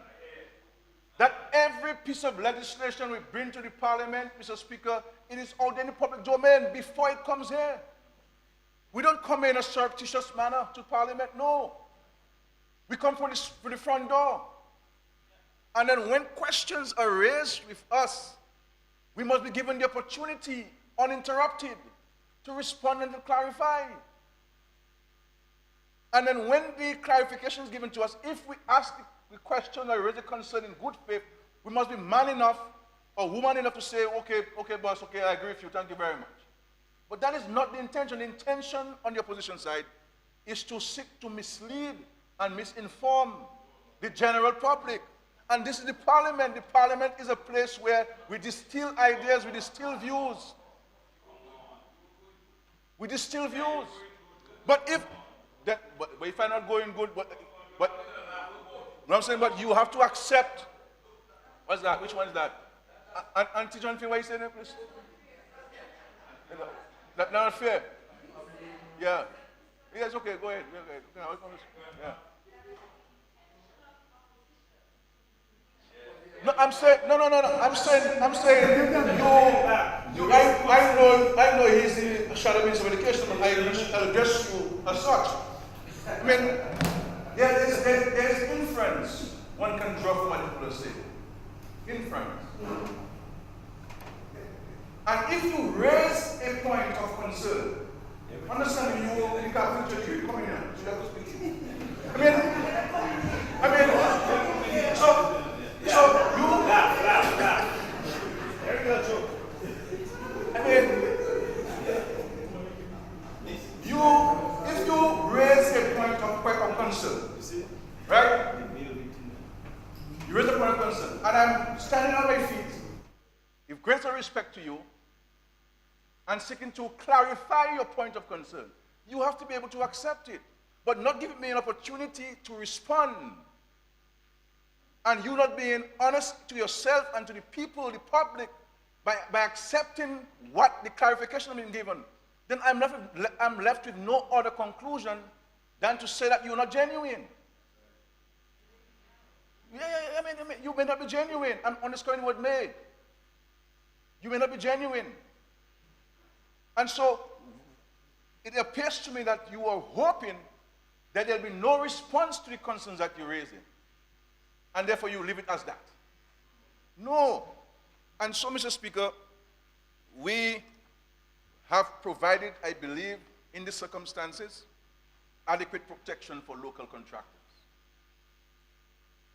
And I am saying to all contractors, whether you have a contract with monies from the World Bank or the CDB or the European Union, or whether you have a contract from local funds, and whether you are foreign or local contractor, you have to ensure that where the contract is being executed, the people who reside there are given opportunity to be engaged. And those who do not want to adhere to this social consideration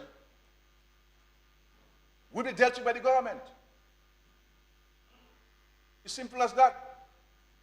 Because in all of this understanding that we have, this contract, the empowerment of the people who reside where they are, where this contract are taking place.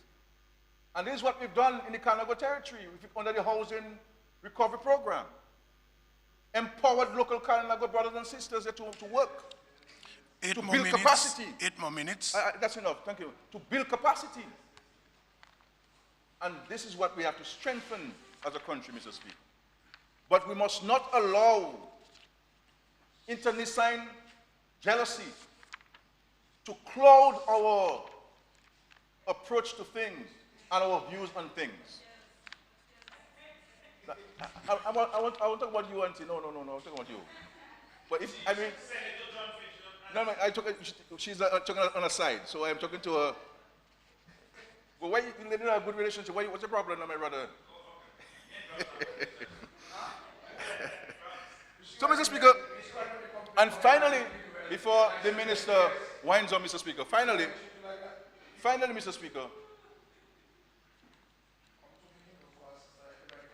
the bills, the legislation that we have passed today in this House, Mr. Speaker, I believe that this is one of the most productive sessions where we have taken so many actions in this difficult period to keep money in the pockets of Dominican people, Mr. Speaker. At a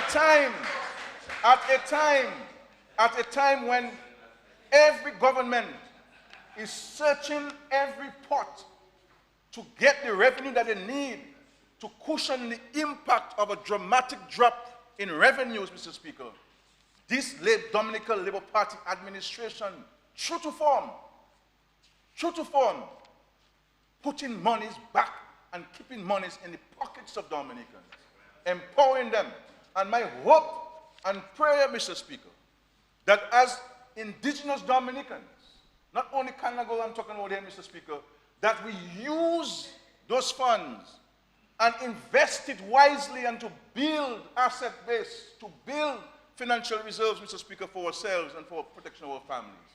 And so the 40% of students' loans that we have paid, if you have $100,000, Mr. Speaker, of loans owed, we gave you $40,000. continue paying the bank as if you were still owing the 100,000 and put that $40,000 in a separate account so that at the end of your period of payment, you would have $40,000 in cash to buy a piece of land and to set yourself to build your own home or to invest in a business to bring you additional income. And that is my respectful and sincere advice to the Dominican people. This is a democracy. We spend the money how we want. Our money is how we want, individually, personally. But I am putting this advice to us. Mr. Speaker, thank you very much for this opportunity.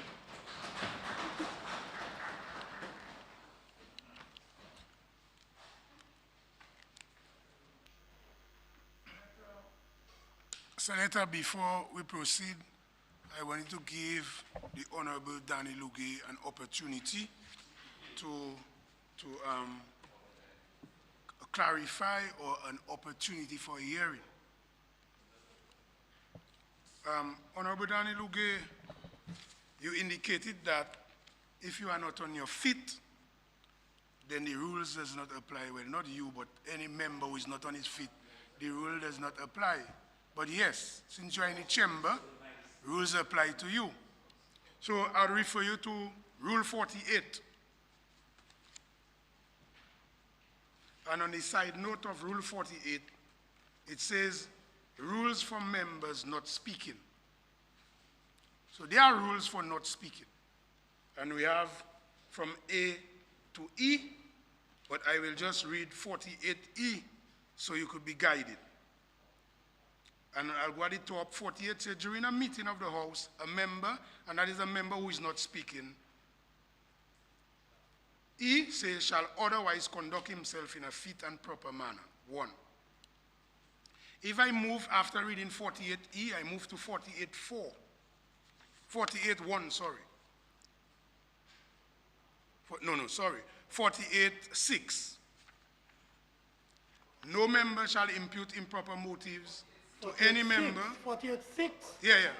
44.6. No member shall impute improper motives to any member of the House or indulge in personalities except on a substantive motion moved for that purpose. And then now, I move to 53. And 53 says, but if a member shows disregard for the authority of the chair, remember, I'm asking you, I'm telling you because the members stand on a point of order and saying that you are directly imputing improper motive on him, saying that it is him the director of audit said. And I'm saying in the report that's not true. Because that's why I asked you to read it over the first time, because you made an error. So it reads, a member who shows disregard for the authority of the chair abuses the rules of the House by persistently and willfully obstructing the business of the House or otherwise. And the otherwise there is, I'm tying back to the imputing improper motive, even if you were not on your feet delivering your address or a speech. But you are in the chamber and the honorable member is offended because you are saying something that's wrong and imputing improper motive on him, which could put him in the public eye in a bad image. So I'm asking you to go back to your same document so you can get an opportunity to redeem yourself and see what I'm saying is the truth. So to the same directors of audit report, and you will see that I'm correct. And the minister also is correct. I'm not here to punish anybody, I'm just following the rules. So you're giving me an opportunity? Yes. Right. Okay, so remember the same section? Yes. So read the same 517. section. The Ministry of Housing. The mini what? Yeah? Say it. The Ministry of Housing. Ministry. Yes. Okay. Is a machinery of government with responsibility for monitoring and coordinating activities with respect to housing and lands. Yes. However, payment was processed by the ministry to an Hold on individual. Again. What did he say? Ministry. To an individual in the amount of $5,500 for medical assistance abroad. Yes. So is there anywhere there where it says it's the finished. minister The minister, the buck stops with the minister. The buck stops with the minister. Yeah, but you did not So, say that. eh? You said the minister. The buck stops with the minister. So if we're saying that that happened under the watch of the minister, under his ministry, the buck stops with him. No, but you did not say that at the time. Well, So I'm well, not well, interested I hope now. that satisfies you. The buck stops with the minister. So, no, you He did is not the say. minister, the head of the So ministry. withdraw what you said first. You did not say that. I said the buck stops with the minister. No, but you did not say that. But it is but in- that is a given. I No, don't no, have to it's say not that a the buck given. stops with the minister. No, but you did not say the buck stop with the minister. No, I know. Nice. But that is a fact. Every minister, the buck stops with him. You And will- ultimately, the buck stops with the prime minister. Honorable Luge, I'm putting it to you, and I'll allow the minister to say something. Yes.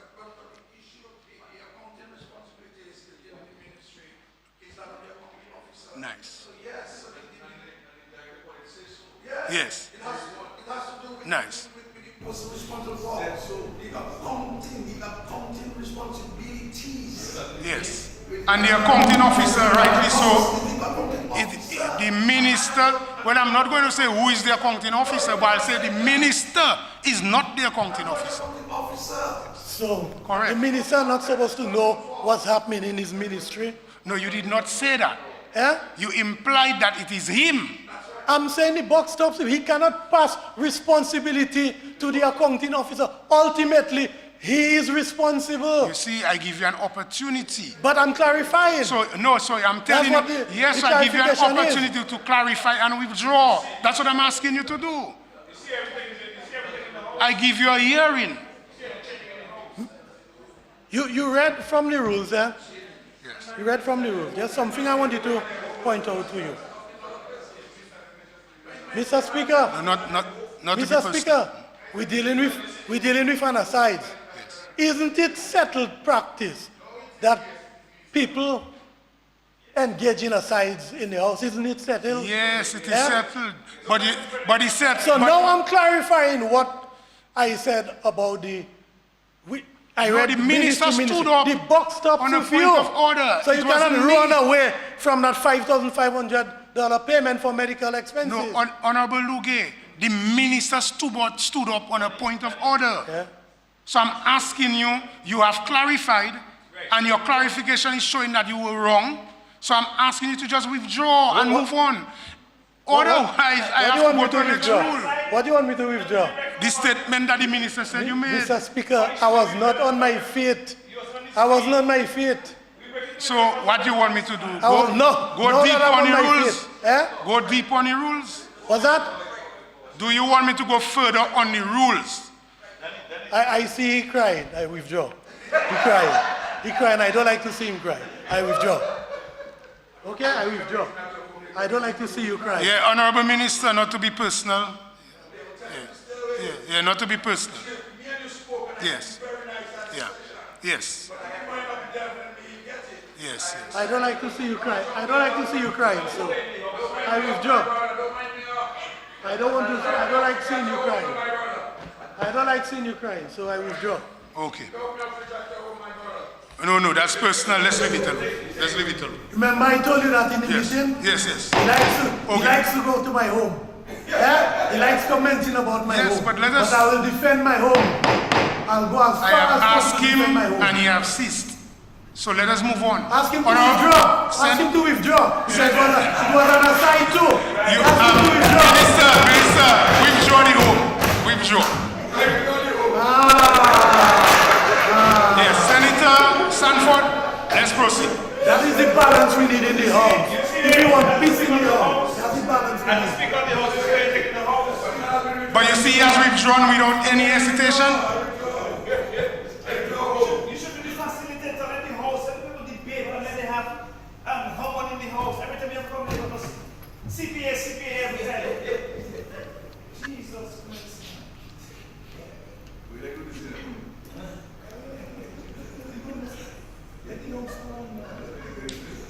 So you know, so member from Sobi, you blaming me if you rank 8th in your lineup?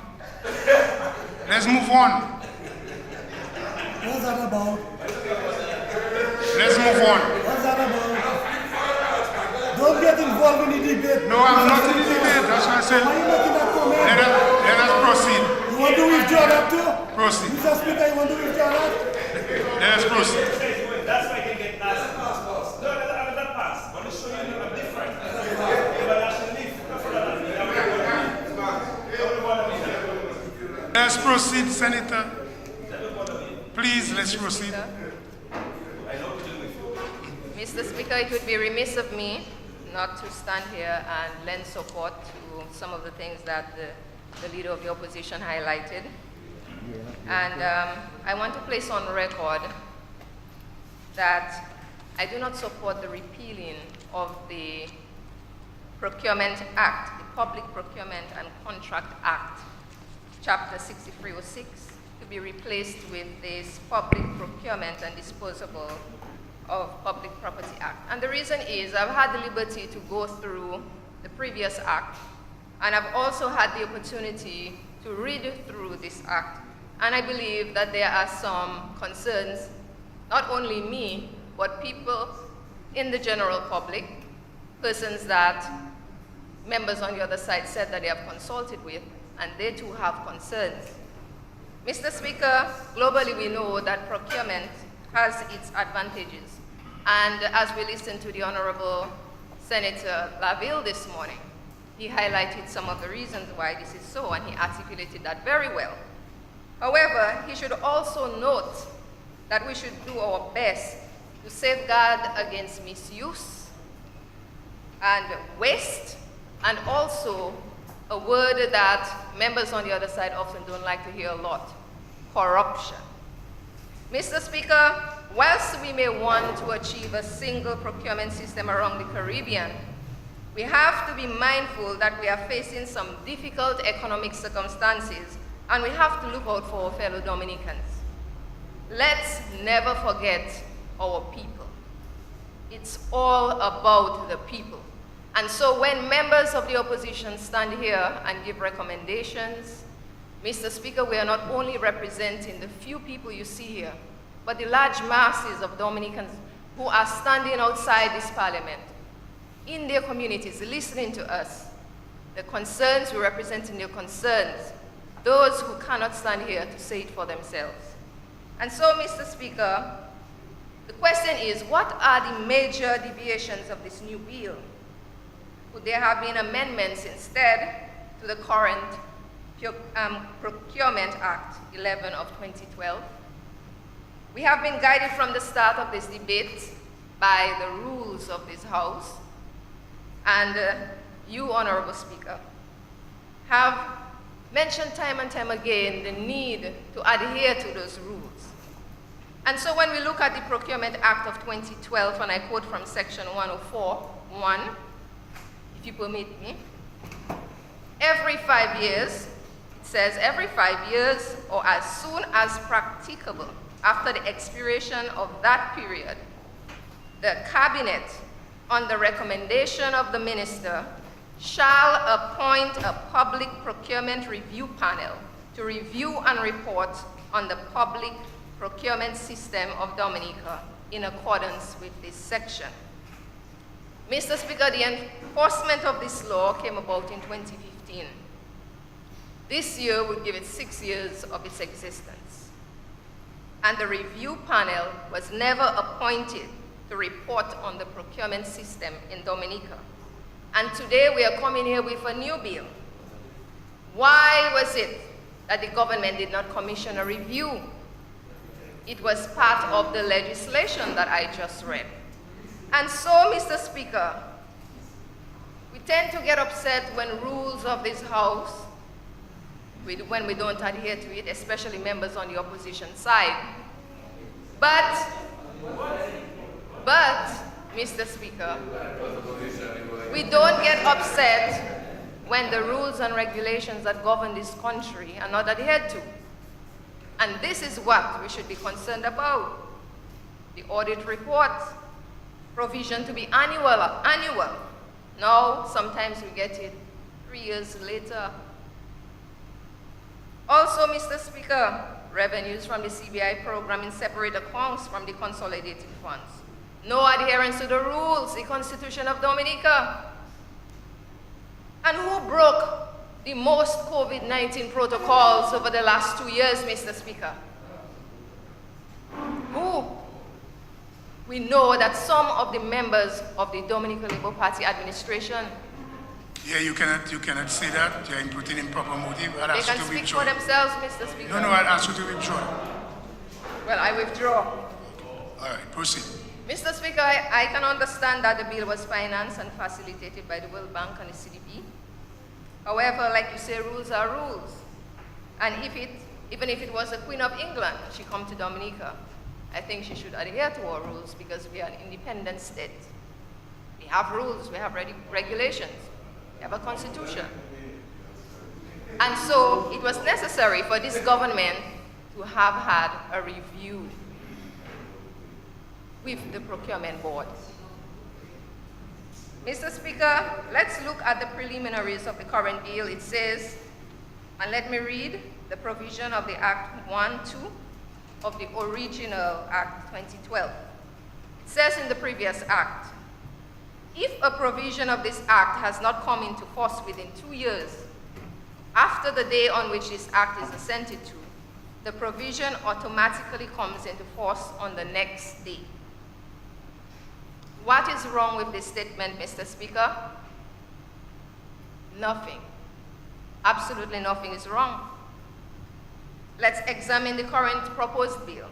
This act, it says in 1 of 2 in the preliminaries, this act shall come into force on such day as the minister may appoint by order published in the Gazette. There's no clarity in this new bill, in these new provisions. It means you can wait as long as you want, unless the minister gazettes the bill, it shall not come to pass. The first provision, Mr. Speaker, was specific. It was measurable and it was time-bound. And I don't see how the previous provision is less better than the ones that is being offered now. I want to zero in on 2 major areas: the administration and also the bidder initiative procurement methods. And Mr. Speaker, the procurement team in the previous bill functioned as an independent body. In this current bill, we see that the Minister of Finance and the Financial Secretary are now in the picture with expanded roles to oversee the procurement process. Under the administration, the bill reads 6 of 2, administration. The minister shall approve or, as the case may require, deny applications from procuring entities for authorization to proceed with the award of a procurement contract without a standstill period on the basis of urgent public interest considerations in accordance with Section 44(7). In my understanding, the procurement process should be the sole responsibility of the Central Procurement Board or the procurement unit, led by the Chief Compliance Officer. It should function as an independent unit, but we see in this bill that the responsibilities of the procurement board are reduced, and the minister and the financial secretary, their roles are expanded. Mr. Speaker, please permit me to refer to a document entitled Commonwealth of Dominica Country Assessment Report, and this was done by the World Bank, and it is published on the website, worldbank.org. And the report incorporated the results, Mr. Speaker, of findings from OECS countries. And it reads on the key recommendations. Recommendation number 2 on page 7 on that report spoke of the involvement of the Minister of Finance on the public procurement process. And I quote, "The roles of the Minister of Finance and Cabinet in approving contracts should be progressively phased out." Page 7, it went on to explain why, and I quote, This approach causes delays and reduces the procuring entity's ownership of the process, dilutes their accountability, and does not encourage capacity building. It goes further to say, on the number 10, second sentence of page 7, in the medium term, the minister should cease its involvement in procurement and strengthen its capacity. Cabinet should have no role in approving contracts, end of quote. Mr. Speaker, after reading this report, I'm concerned with the involvement of the Minister of Finance and the Financial Secretary after having such expanded roles, leaving the procuring entities with little ownership of the process. I heard that this current bill is being financed by the World Bank and CDB, but my question is, how involved are they in the contents of this proposed bill? And I'm asking because as a parliamentarian in this House, it's difficult, really and truly, to trust some members on the other side, and I will tell you why. We have heard members, senior members on the other side, standing in this House and making accusations, such as the GDP rate. Senator, I said yesterday that if a minister wanted to clarify, I would make him do it while you are speaking, not after. So I would ask the Prime Minister to clarify. You after? You want to do it after? Okay. All right. Continue. Mr. Speaker, I was saying that senior members of this House have oftentimes stood up and made blatant, malicious, and concocted lies about members of the United Workers' Party. For example, the GDP percentage, a blatant lie. Senior minister standing here saying that the GDP is 136%. What is the relevance to the bill? Mr. Speaker, the relevance to the bill is we need to give the public accurate information so that they can learn to trust that the decisions that we're making here. The procurement bill. And Mr. Speaker, You competing with him? and this is what senior ministers do. They have been misleading the public. Senior ministers, professing to be here for more than 10 years.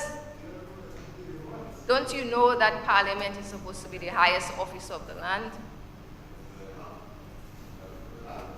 Coming here and giving false figures to win political points, when you know the actual figures, trying to mislead the public. Mr. Speaker, this has to stop. Mr. Speaker, also on the administration of the previous Procurement Act 2012, it made provisions for procurement units. In the current proposed procurement bill, this does not appear.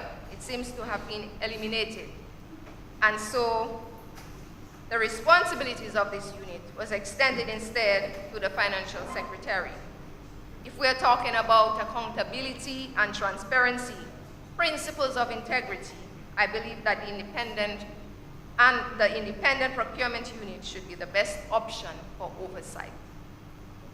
Section 13, it says there shall be a central procurement unit within the Ministry of Finance comprising the Chief Procurement Officer and the other public officers qualified, trained, or knowledgeable in the procurement matters. And it went on to explain all of the roles that these people would be playing. Mr. Speaker, let us now look at the bidder initiative and procurement methods, attaining the best value for money, because that's what we're talking about, creating opportunities to give more monies to our local contractors. Over the years, we have had many complaints coming from our domestic and small bidders. There have been major concerns over this proposed bill. They have expressed their concerns to us on the opposition side. And from 2012, Mr. Speaker, despite of the current law which was enacted then, we know that there have been no list, no regulations, no method of rotation of bidders for limited competitive methods, no meaningful dialogue, and no procurement manual. from 2015 to now. No margin of preference for domestic bidders ever implemented, where local bidders were to be receiving at least 20%. That was in the original bill, section 100, which speaks to that. The question is, how does this new bill improve, simplify, rationalize, and enhance competition and the other purposes of the Act? Because it seems to me that having read through this, that this new bill is further devaluing the open, competitive procurement methods and its limits, and it limits competition oversight. And we see this in section 50 to 58. There are a few areas that I would like to highlight.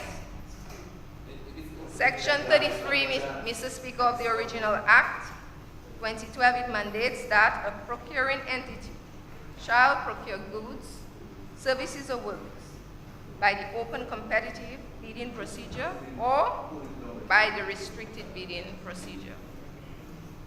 Subject to this Act, a procuring entity shall use the open competitive method as the principal method of procurement for the procurement of goods. And this is the word that I am really, really concerned about, the word principal. And if we look now at this current bill, section 51, it says, except, and we have to look at the words well, except as otherwise provided in sections 52 to 56, a procuring entity shall use open competitive bidding for the public procurement of goods, works, and services. Mr. Speaker, tell me honestly, what is wrong with the previous provisions in the Procurement Act of 2012? Why did we have to remove the word principal method of procurement for the procurement of goods? And the Honorable Vince Henderson will know very well that when it comes to law, every word matters. Every word is important.